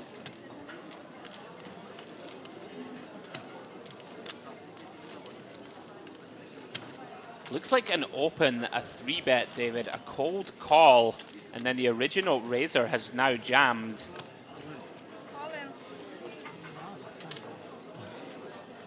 Now we have another all-in announced. Here we go, cutoff versus small blind. Did see the gentleman on the button fold jacks a moment ago. Wow, looks like 10 jack. Again. 10 jack was at it. I think short stack here, open shoved with the 10 jack, and then we had action behind. Okay. There we go. 10 jack drawing dead to run in spades or a 9. Turn is a spade. 9 on the river. 9 on the river! And he gets there. Backdoors a flush. And straight. Has the old rub down comedic shirt on as well. I know you're a fan of those. I bought this shirt with your money. And that money is being shipped to the cutoff. So no elimination, and wow. we are on to the next hand, so we can be pretty sure that the... What is going on? 4K got the job done, and Ankit's turn for the aces. Potentially the wildest hour of commentary I've ever seen. Just absolutely non-stop. As Ankit here opening with the bootleggers. Intrigued to see how Urasov approaches this, David. Of course, these low, weak connectors start to lose a lot of value as we approach the final table. I've been incredibly impressed with how he plays. Really like it. You know, I think players find it difficult to adjust, you know, these hands that you would always defend earlier in a tournament. Yeah. It's pretty hard to, you know, talk yourself out of it. You know, you're getting the price to defend, but 6-3 suited. Comes one of those hands that starts wanting to fold pre as we are down to the last few tables. Very nice play from Urasov, Daniliuk. Fantastic stuff. Been a great feature to watch. Really has been. Okay, so picture it, 1920. Okay. Prohibition has begun. There is a allowance for whiskey's medicinal use. So pharmacies have whiskeys. Okay. The first speakeasies happened in the pharmacies. The pharmacists would overprescribe whiskey for its medicinal purposes to people who just wanted the whiskey. Is that right? Okay. Second fun fact, there was a dispensation for red wine at Mass. The Catholics and the Christians could still have their red wine at Mass. Attendance at Mass went up 40% the next year. It's true story. Oh, fantastic. I'm sure that, you know, all of those fine patrons all just found a calling from the Lord. Right? That's what happened. As we see, the action continues to ramp up. Sun here opening with ace 8 of hearts, as he should. Kadra goes for the light 3-bet. Hard to blame him. King Jack off, and Daniliuk here cold finds jacks. Now, we have seen him make some big folds. Don't see him fold in this one, David. Seems like a pretty mandatory 4-bet jam. Yeah, it's a pretty cool spot here, particularly against Kadra, who's shown himself to be handing the cookie jar on a number of occasions. Yeah. Sun obviously has been fairly snug given the fact that he's the big chip leader, but we can't be assigning too much to him either. No monsters under the bed here. Absolutely. Jacks are heading into the middle all day long. In they go. And also, of course, potential, David, to pick up 900k here without showdown. Epic. Huge boost to your stack. Very, very likely that that's what happens.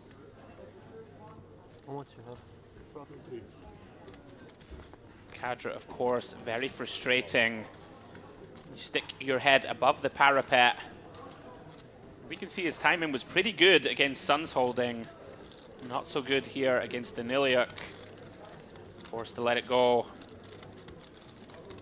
Huge pickup there for Daniliuk. It really has played a very strong feature table. Correctly folding 2 big hands. Finds a great spot to cold for the jacks. You really are full of knowledge and trivia, David. How did you even know that? Actually wrote an article this week about the comparisons between the nonsense of the online poker apps these days and prohibition. So Did you really? I had done a bit of research. Fantastic stuff. If you want to read that article, you can go to my Twitter feed at DKLappin, or X feed as it's probably now called. It's probably the top tweet or the pinned tweet. Mine's still called Twitter. They haven't hacked my phone to put the X on it yet. Oh, wow. Whereas my partner's is X. Oh, how does that work? I don't know. I've slid underneath Elon Musk's. Please finish that I know. sentence. I need to finish it. Under the, what do they call it? Quick, help me. Under the carpet. Yes, I don't know what I'm trying to say, but I've managed to dodge it. Under the pillow? Certainly a chance that people could edit my commentary there and put me in a very compromising position. I'm just digging myself a deeper hole. But yeah, I wouldn't have used the word position in that situation. I did it on purpose for the comedic value. Allegedly. As we see Sun opening ace jack of diamonds. Yeah, Karaslan here for sure. We've seen him do a bunch of this, I think, just looking to ladder. Can't imagine he's going to get involved here with 18 bigs. I love a look He does though. What is this? Wow. An outrageous time to choose this 3-bet, excuse me.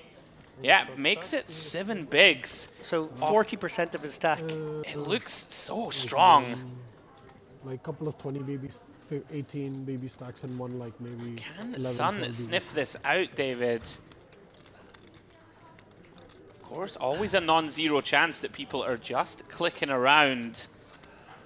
You're really doing this with a premium hand like aces or kings? Don't think so. Very confusing though, something we don't see very often. Kararslan committing 7 bigs of his remaining 17. Just 8 high. Sun very confused. I'm very confused. I'm very confused. What an outrageous move. Good work. And look at this. Sun has sniffed it out. Oh, and it's an absolute disaster now for Kararslan. I think you got to call it off, David. As horrific as this spot is turning into, 40% of our chips now committed with 8-6 of spades. You have made a very messy bed, sir, and you may now have to sleep in that messy bed. Do not envy him. Credit to Sun for sniffing this out. Sniffs it out. Put it in pretty quickly too.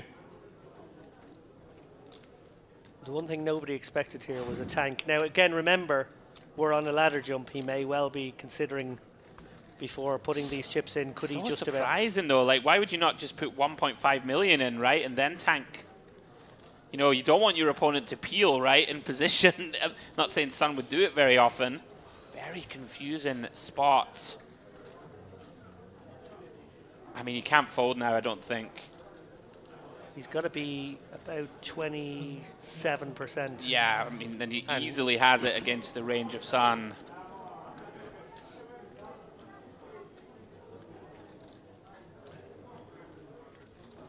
When these chips go in, David, if indeed they do, whole table's going to be shocked to see Kararslan's holding. At this point, I think people think he does have a call that he's just deciding to tank here for the sake of the ladder jump. You would imagine that's what he's doing. Which I think will elicit a call of clock any moment now. Just in case this is the last we see of Kararslan, I want to say a young Jack Salter, perhaps. Little shades of. I'm not going to lie, I wish I could pull off this look with such panache. I've never been a guy who can pull off the... Oh, he cannot. Have a look at them. Yep, it's still Oh, pretty horrible, dear. 8 high. Oh dear. Does re-reach for chips. It's far from over, 38%. I mean, of course, if you could see the cards of Sun, you're going to have to flick this in. But now you feel like Sun has to be super strong because you've tried to make yourself look super strong. I mean, Sun, he's not going to fold ace, queen, ace, king, right? Sure. He's going to put them in, but I do agree with you, David. His overall range looking incredibly strong. Can you call clock from the commentary box?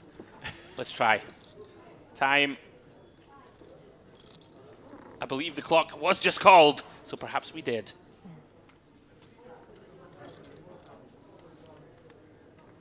Does look incredibly cool in said shades. Can't be feeling cool now. Sun is thinking, well, wow, if he doesn't call, what a great result. Absolutely. Probably thinks that this is pay jump related. I'm not so sure it is, David. I think there's a chance he folds here.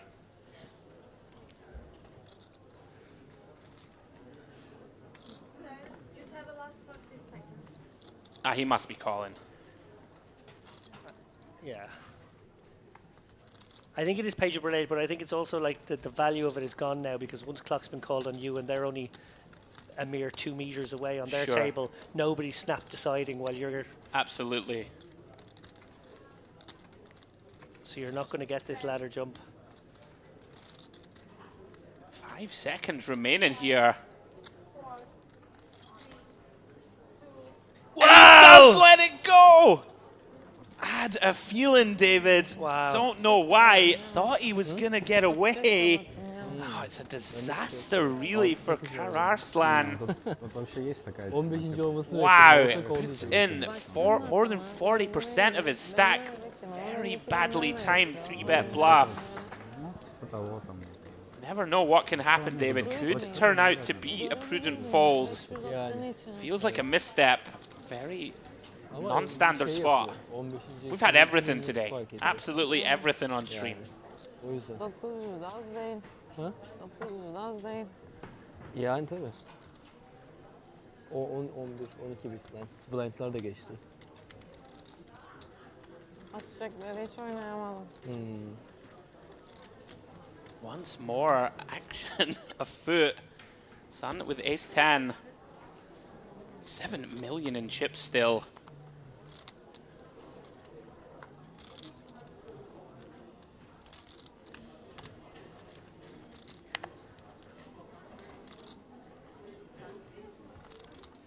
Feel as if this entire segment has been one long highlight reel. As action folds round to Ankit Ahuja in the big. 6-7 off. Interesting to see Sun selecting a 2.5x as his standard raise size. Of course, it starts to put a lot more pressure, David, on defense. Ankit, though, undeterred, does decide to call with the 6-7. Does flop best. King, King 6.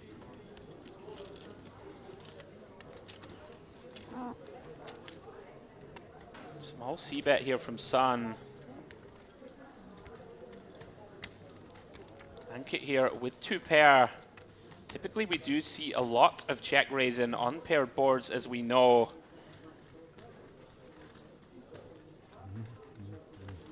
Ankit trying to decide what to do. It does look like he's counting out that small check raise, David. It's pretty much what we expect. Look to pick up the pot now. Deny equity, 2 hands like the one Sun has. Yeah, Ankit makes it 375. Sun, as we have seen, can be a sticky customer, but quickly releases. Ankit be happy to take that one down on the flop. Yeah, great result.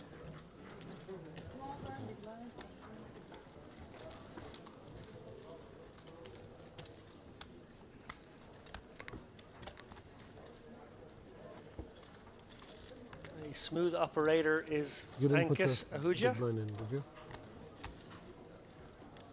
Anti and put? Yeah, just anti. No, because this was here, so I was wondering if this was not here. Big blind now. Yeah, okay. Cool. I was feeling good for a second that I stole a red chip from you.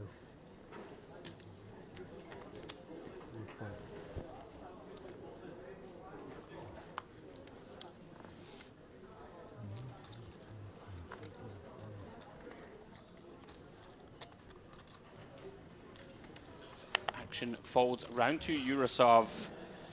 Now Kararslan, fresh off unfortunately torching a large portion of his chips, does find a shove in hand. Pocket fives in the cutoff.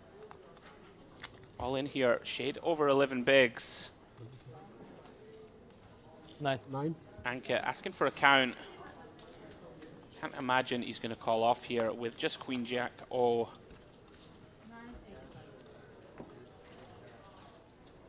Yeah, finding out that it's 11 bigs and maybe not 7 bigs is the absolutely key factor here. Kararslan going to get this one through as he attempts to start the rebuild. Yeah, and it happened at 21 as well, but our clock seems frozen at 16 remaining. It's been sort of fits and starts with the bust outs. That is not to say we haven't had plenty of action, my goodness me. It really has been an amazing watch.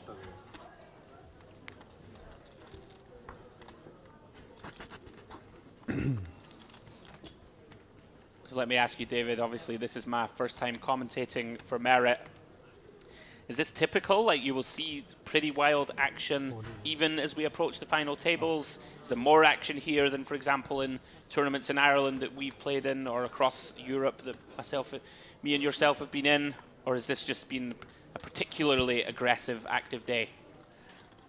I do think the card distribution has something to do with it. I think we have seen an inordinate amount of premium hands, but I also do feel like this room does attract players who like to gamble, who are fearless, who are, I don't think ICM unaware, but are sort of ICM disregarding because they really do play for the win and for the top spots more than most. Obviously the payout structure is also conducive to maybe going for a little more than other payout structures would be. And I think that there's just maybe a sort of a YOLO fearlessness in these players. In this part of the world, yeah. Yeah. Makes a lot of sense as we see Gabdulin wake up with a premium. 26 bigs, pocket jacks. Very likely to go in, just whether he decides to 3-bet call or jam.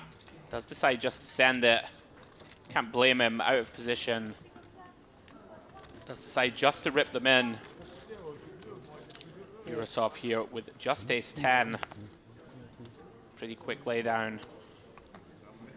Ace queen off. That's the one he's hoping he got to fold. I think that fold was a little too quick for ace queen. En short buldum. You fold ace queen off? Yep. Yeah. Gerçi 37 dakika kaldı zaten. Good play. You have ace king? No. No? I had pocket pair. Good one. He tells no lie.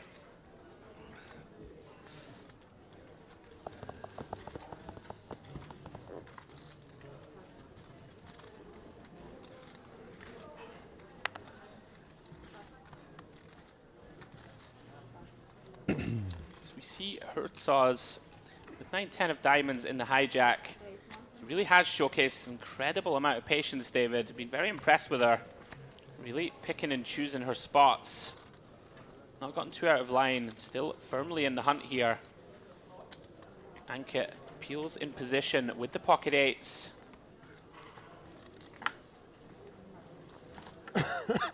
Oh, and a little spicy one for Sun here. Ace-5 suited. Could definitely Very go into interesting. both ranges, actually. I think he could flat. I think he could squeeze.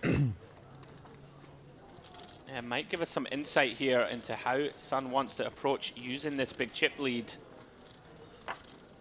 Both options certainly open.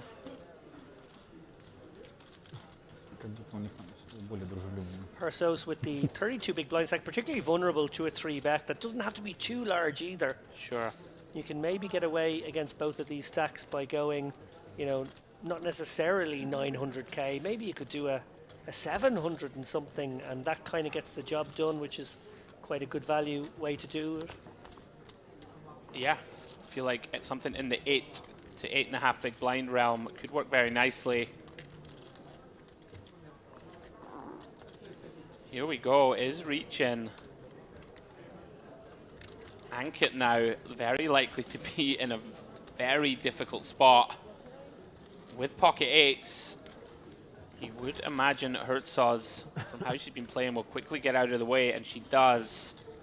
We did see Ankit face a somewhat similar situation with pocket sevens. However, he was the original opener.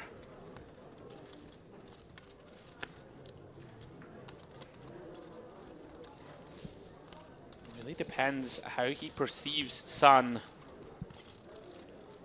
Has gone somewhat large, actually. 10.5 bigs. Pretty large squeeze size against, as you alluded to, David, 30 and sort of 40 bigs. Looks like he's not going to fold, right, when he makes it this size. Ankit perhaps factoring that in here. He may perceive himself to have a lot less fold equity than he indeed has against this particular holding.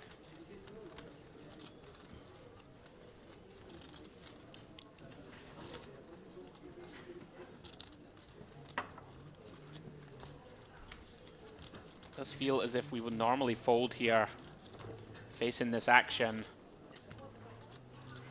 Tough man to get a read on his Son. He sent it, David. He sniffed it out. Ankit, bravo to you. Finds the jam. Pocket eights, 40 bigs. We can see he's picked pretty much the perfect moment. How much is this for Sun? 2.2 million to call, right? Getting 2-1. Of course, it's supposed to, quote unquote, call here with this suited ace. A lot easier said than done, though, David. Under the bright lights, against a potentially very strong trap range that Ankit can still have. Gotta hand it to Ankit here for sending it. Yeah. I don't think he can call here with the ace-5 suited. It's another 2.4 million. Yeah. Yeah, 2.4. I thought it was 2.2. Yeah, you are right. 3-2-45. Like, even if he saw his hand, it's borderline. Sure. Now, yes, okay, there could be a king-queen in there. There could be a king-jack suited in there. But as you say, there could be some traps, although the traps, unless they're literally aces, are going to be the same as the you know, 7s, 8s, 9s, 10s. Yeah, which is what you will see a lot of here.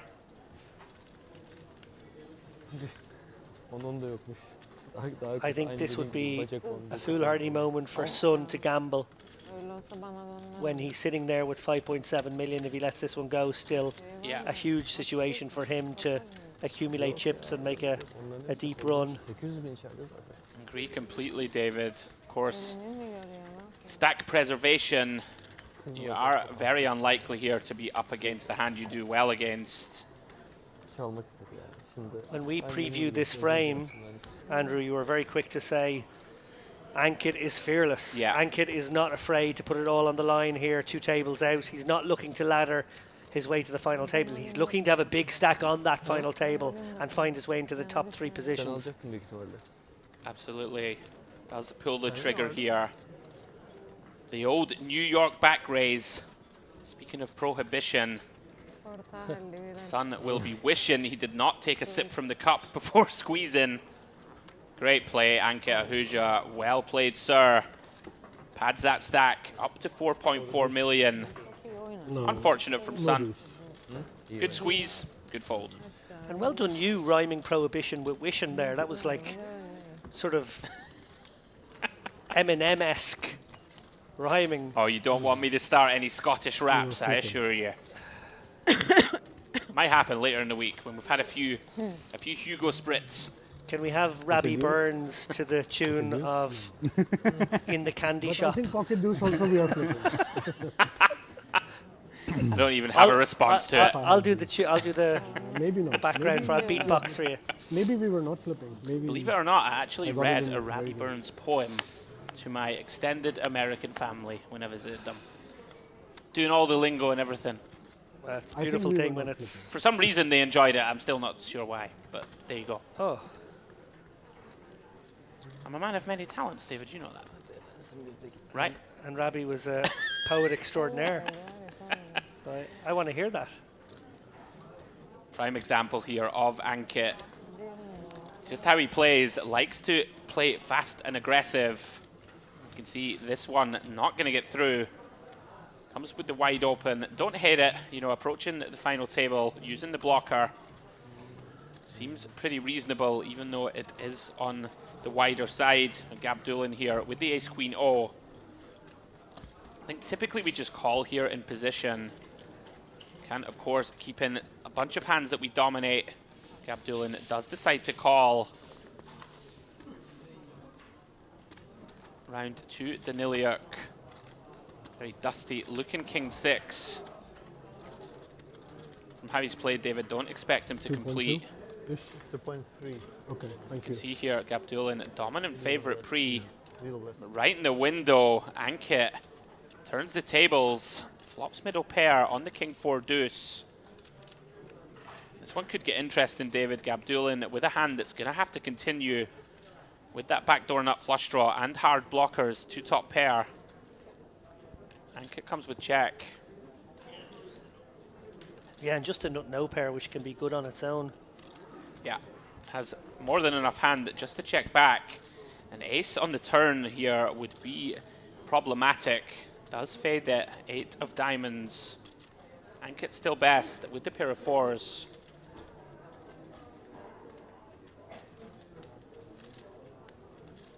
Maybe favouring a little equity denier here.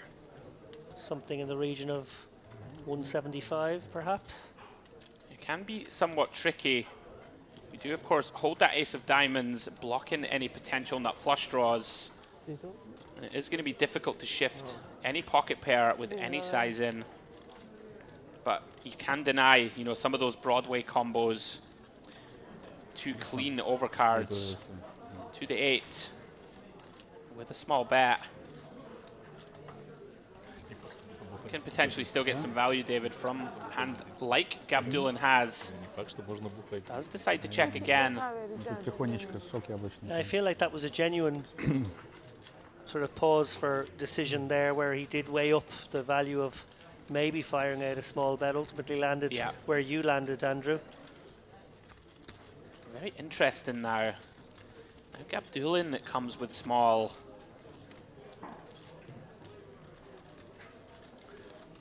Perhaps for similar reasons, if he thinks Ankit has a give up, perhaps, you know, look to deny a hand like Jack-10 suited from realizing would really be one of the main reasons for this small probe.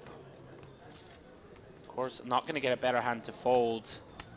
Ankit never going anywhere here. 430k, makes the call. Clean deuce of hearts, river. Ahuja is best. Probably goes check-check, David. Yeah. I find it unlikely that Gabdulin turns this ace-queen into a multi-street bluff.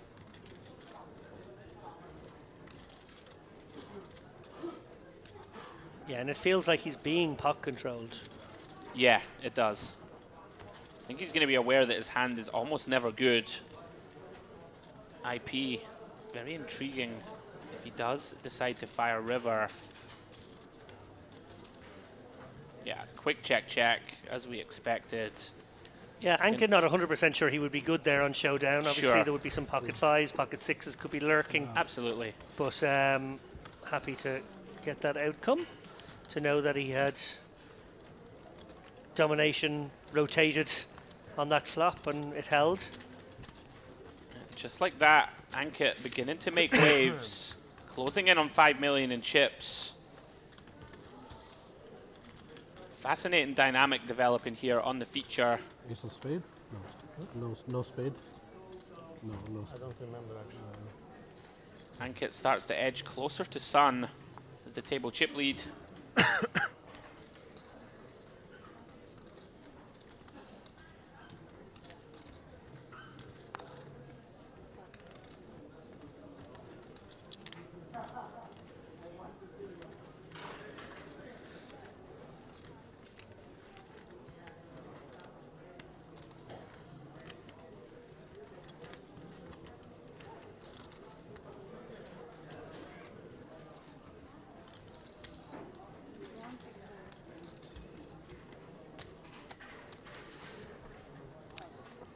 We see Gabdulin opening ace-jack in the hijack. Has been the hand of doom at this feature. Always feels, David, to me that Kadra has things in mind. We saw him peel earlier with 6-4 of diamonds. He is here to play. Very, very non-standard button peel here with 10-4 of clubs. Wants to take it to the streets.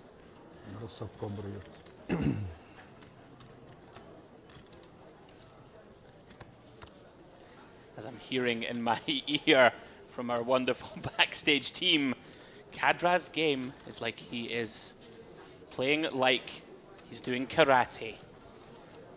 Chopping and kicking, slashing away. David, what you got for me? Wait, yeah. And his opponent in this situation looks like he's a samurai. So he does, to be fair. Got some kind of mixed martial arts thing going on here. It's the ninja versus the dojo. Really like how Gabdulin has played this. Going to be checking a lot. Hijack versus button, lots of checking.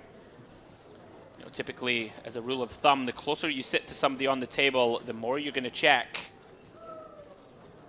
He has a relatively invulnerable holding. If he finds the double check here, and if he does find it, David, love to see this. Beautifully played this from Gabdulin. Extends the invitation to Kadra. Find it difficult to imagine that he's not going to go for this. Does fire 200k into 520. Beautifully played this from Gabdulin. Really nothing to be done here except check call. Allow your opponent to bluff off. You know, some of those under pairs to the board would be likely candidate.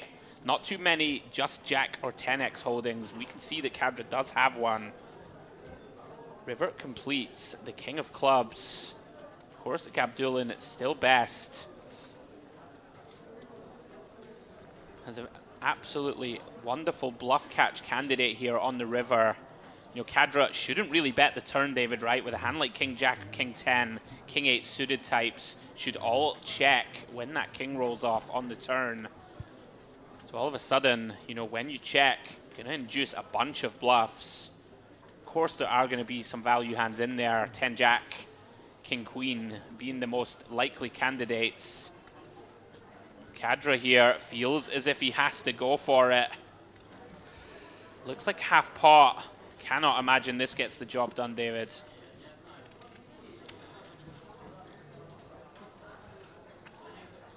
I'm not sure how many of our really nutted hands are going to choose half pot.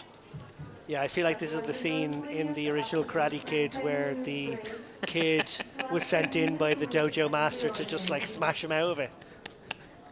Well, Daniel's son is speeding here with the 10-4 of clubs. Mr. Miyagi poised to teach the young grasshopper a lesson. Can't imagine we ever lay this down. You know, Kadra could feasibly bet an ace for this size, right? I don't think it's impossible.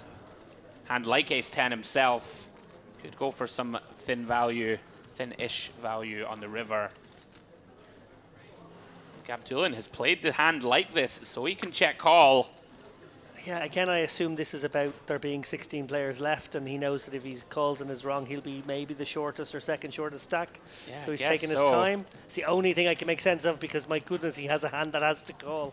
I mean, and can never raise. Of all the hands that have to bluff catch, this is probably number one. I would be absolutely shocked to see a fold here. Credit to Kadra for fine. He lays it down! He's folded! What did we just see? Mr. Miyagi, you are no longer the master. I cannot believe he lays the down. Folds the ace-jack. Gives Kadra credit for either a straight or trip kings or better. Wow. That one. We must have a strategy segment on Merit Poker. Okay, maybe you're chopping sometimes as well. It's like, what? Oh, Gabdulin gonna be pained to watch that hand back. Played it so perfectly to induce the maximum. Somehow Kadra gets it through. Wow. I'm rarely speechless, David. That's one of those. Oof. Wow. He's not going to be happy when he watches this back. Oh, he is not going to like it. I didn't think there was ever a universe he would fold, I must say. I didn't either. And I did think it was that situation of like, okay, well, if I call and lose, I might be the shorty, so why not take a minute off the clock here with 16 still left? Yeah, even just taking your time, right? Just making sure, you know, it's a big spot. Let's make sure that I've got this one right. Unfortunately for Gabdulin, it gets it badly wrong. Critical pot, perhaps, in the context of his tournament. Kadra, you have got away with one. Back into the action with Queen Jack of Spades. Daniliuk here with another premium ace queen off. It's another one of those hands that typically flats, I think, a lot in modern poker. Used to be a spot that people would 3-bet. Nowadays, people using the weaker combos, but he is going to go for it on this occasion. Must with the intention to 3-bet call it off. Makes it 450 and Karaslan. Wow, this table. It's absolute fist pumps it in. Did not time bank, and we're still on that ladder jump. So there really you go. Surprised. It was nothing to do with it. It was nothing to do with it then in the 8-6 hand. Here we go. Daniliuk begrudgingly has to flick this in. We are going to see that he is crushed. More crushed than he knows. Kadra folding the Queen of Spades. What a spot here all of a sudden for Karaslan. Get back to 2.3 million. Great shape here. What is king? 73% to win. Jack 5-6 rainbow. Ace king of clubs holding. Pretty clean so far. Deuce of diamonds on the turn. No help for Daniliuk. Only 2 remaining queens. 6 of spades river comes up clean for Karaslan. We did give him a bit of a hard time about that 8-6 of spades fold. He is back in the mix. 2.3 million.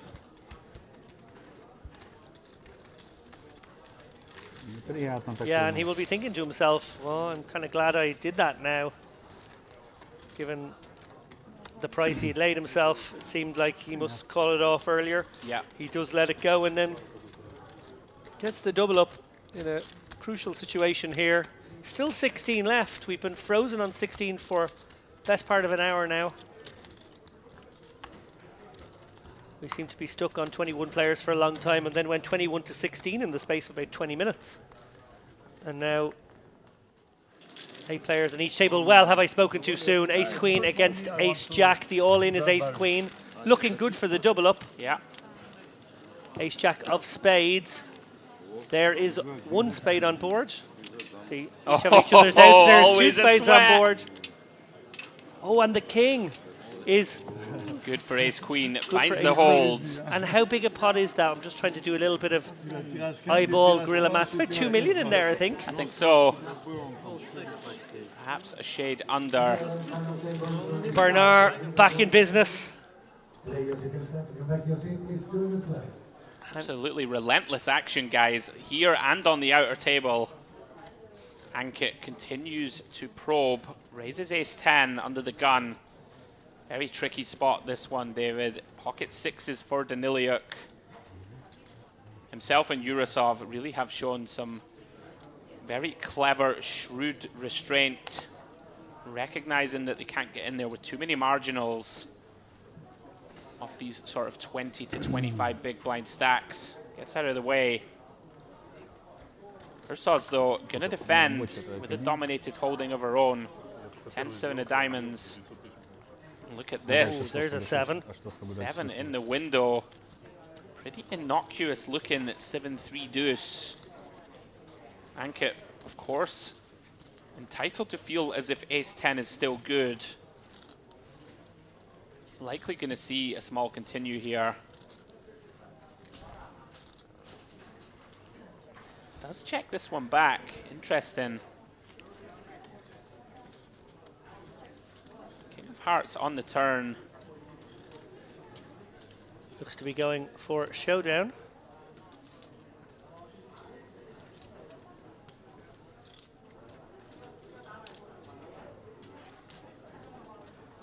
Interesting to see if he goes for a little small equity denier now. He's checked these spots a couple of times. Looks like he is going to fire out the 1.5 bigs, maybe 2 bigs. Feels like the flop is a good spot to sort of deny. I could be wrong. Ace-10 with the spade. It might fall nicely into flop check back.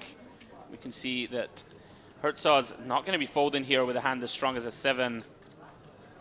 River is the 5 of spades. So Herzog's with the check mark.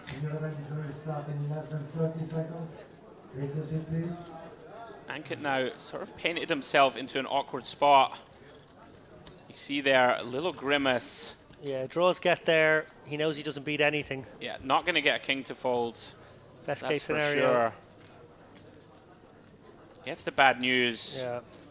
Herzog's be delighted to pick up a small one there and not face river aggression.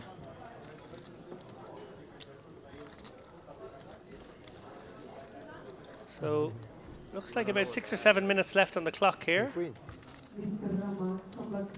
Playing maybe 2 or 3 more hands for the evening.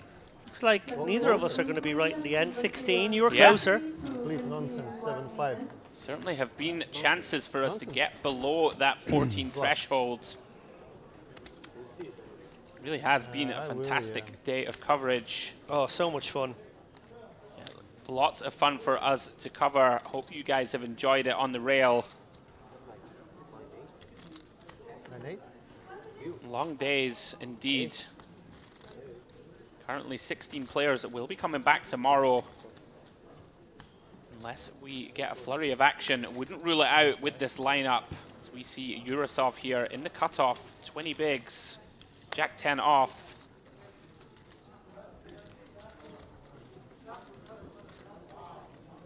Surveys the stacks behind him.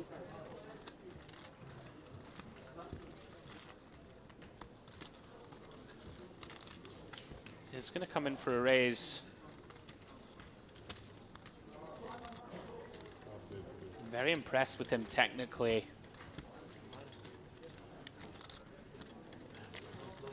Kararslan here with the suited wheel ace. On the button, facing a raise from 20 big blind effective stack.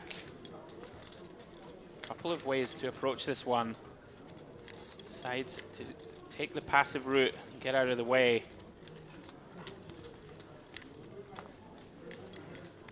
Ankit does the same.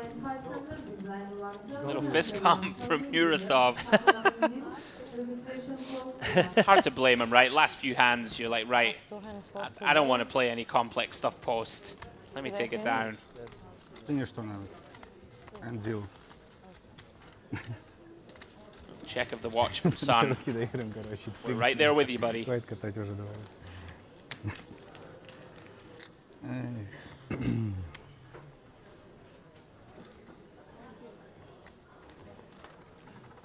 Well, Sun with a 5.7 million stack. He's under the gun here. He's going to get after it a little bit. Maybe feeling like this is the moment where players may just tighten up a fraction, may shave off a hand or two, just psychologically bagging up.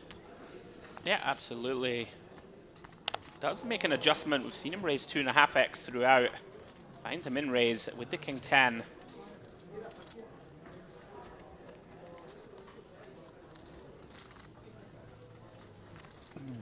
Round 2 Hertzos.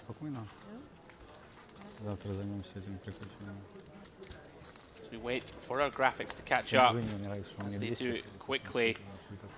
Gabdulin here with a dominated King 9. Pretty dicey this one, David. Kind of getting to the very bottom of our defend range, I would suggest. Versus under the gun with just 16 left. Does flick it in. Does flop best. 9-7-6 with 2 hearts. Again, one of these textures that does favor the big blind in theory. Is of course a trend in modern poker. We do see a bunch of little probe leads. We can see that Sun has a hand. It's not going to be folding to one bet. Certainly not. Let's land on 40%. Everyone wonders if he's just going to Sun fire just a raise. jammed? Did he jam? Yeah, he did. Wow, Sun with the snap jam. 2 overs and a gutter. If you're really probing, if you're really probing here with the nutty one, good luck to you. Well, he is kind of. He's probing with almost as strong a hand as you could imagine here. This is a very tough spot now for Gabdulin. You know, of course, you're in terrible shape against all the overpairs, all the ace-9 combos, even against a hand like the nut flush draw, or even pocket 8s, David. You're not loving life. Sun just with the insta-jam. I wonder if Gabdulin reads anything into this. Like, are you really just insta-jamming aces here? Insta-jamming queens, kings? Are you just piling them? I think maybe. You think he might? I think that might be his perception of that. Is that actually that just look like a guy who's like, I'm not folding aces. Absolutely, absolutely. I think that's maybe a sort of a timing tell that would fool me, actually. Yeah, and it gets through. Gabdulin with the fold. Difficult to critique him on it either against the perceived range of Sun. Bravo to you, sir. Gets the best hand to fold. Little does he know quite how strong a hand Gabdulin folded. Of course, both sharing a king. In any case, Sun takes it down. Back over 6 million.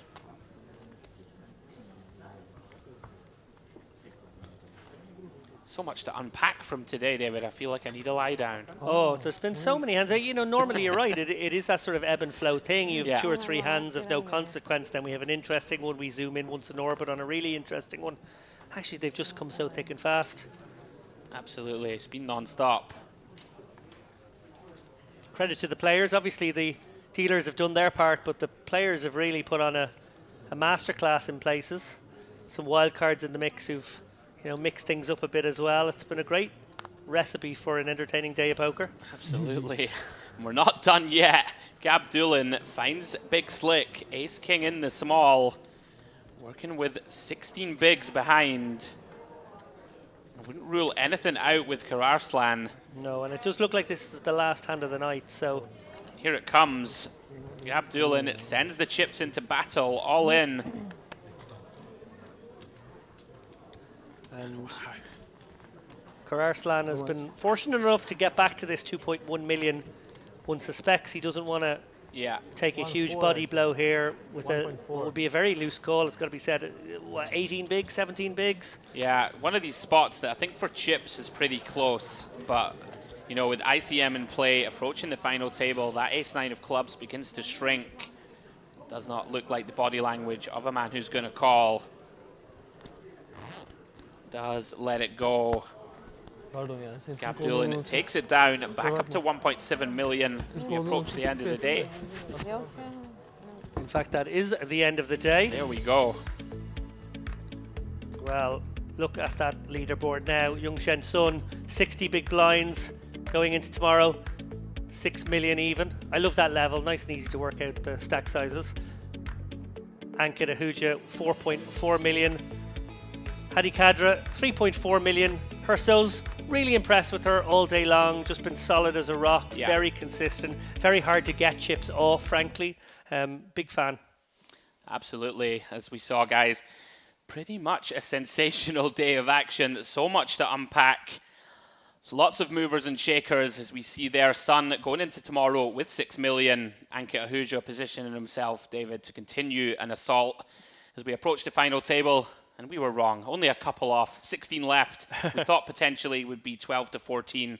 But very excited going into tomorrow. 2 tables left in the 2200 warm-up. Yeah, with the stack of 4.4 million, Ankit has a fair bit of kit to do his business tomorrow. I'm going to leave you on one thing, though. One thing I know for sure is tomorrow is Sunday. But will it be Sun's Day? Oh, David. That we're not sure. You'll have to tune in to find out. Thanks, guys. See you tomorrow.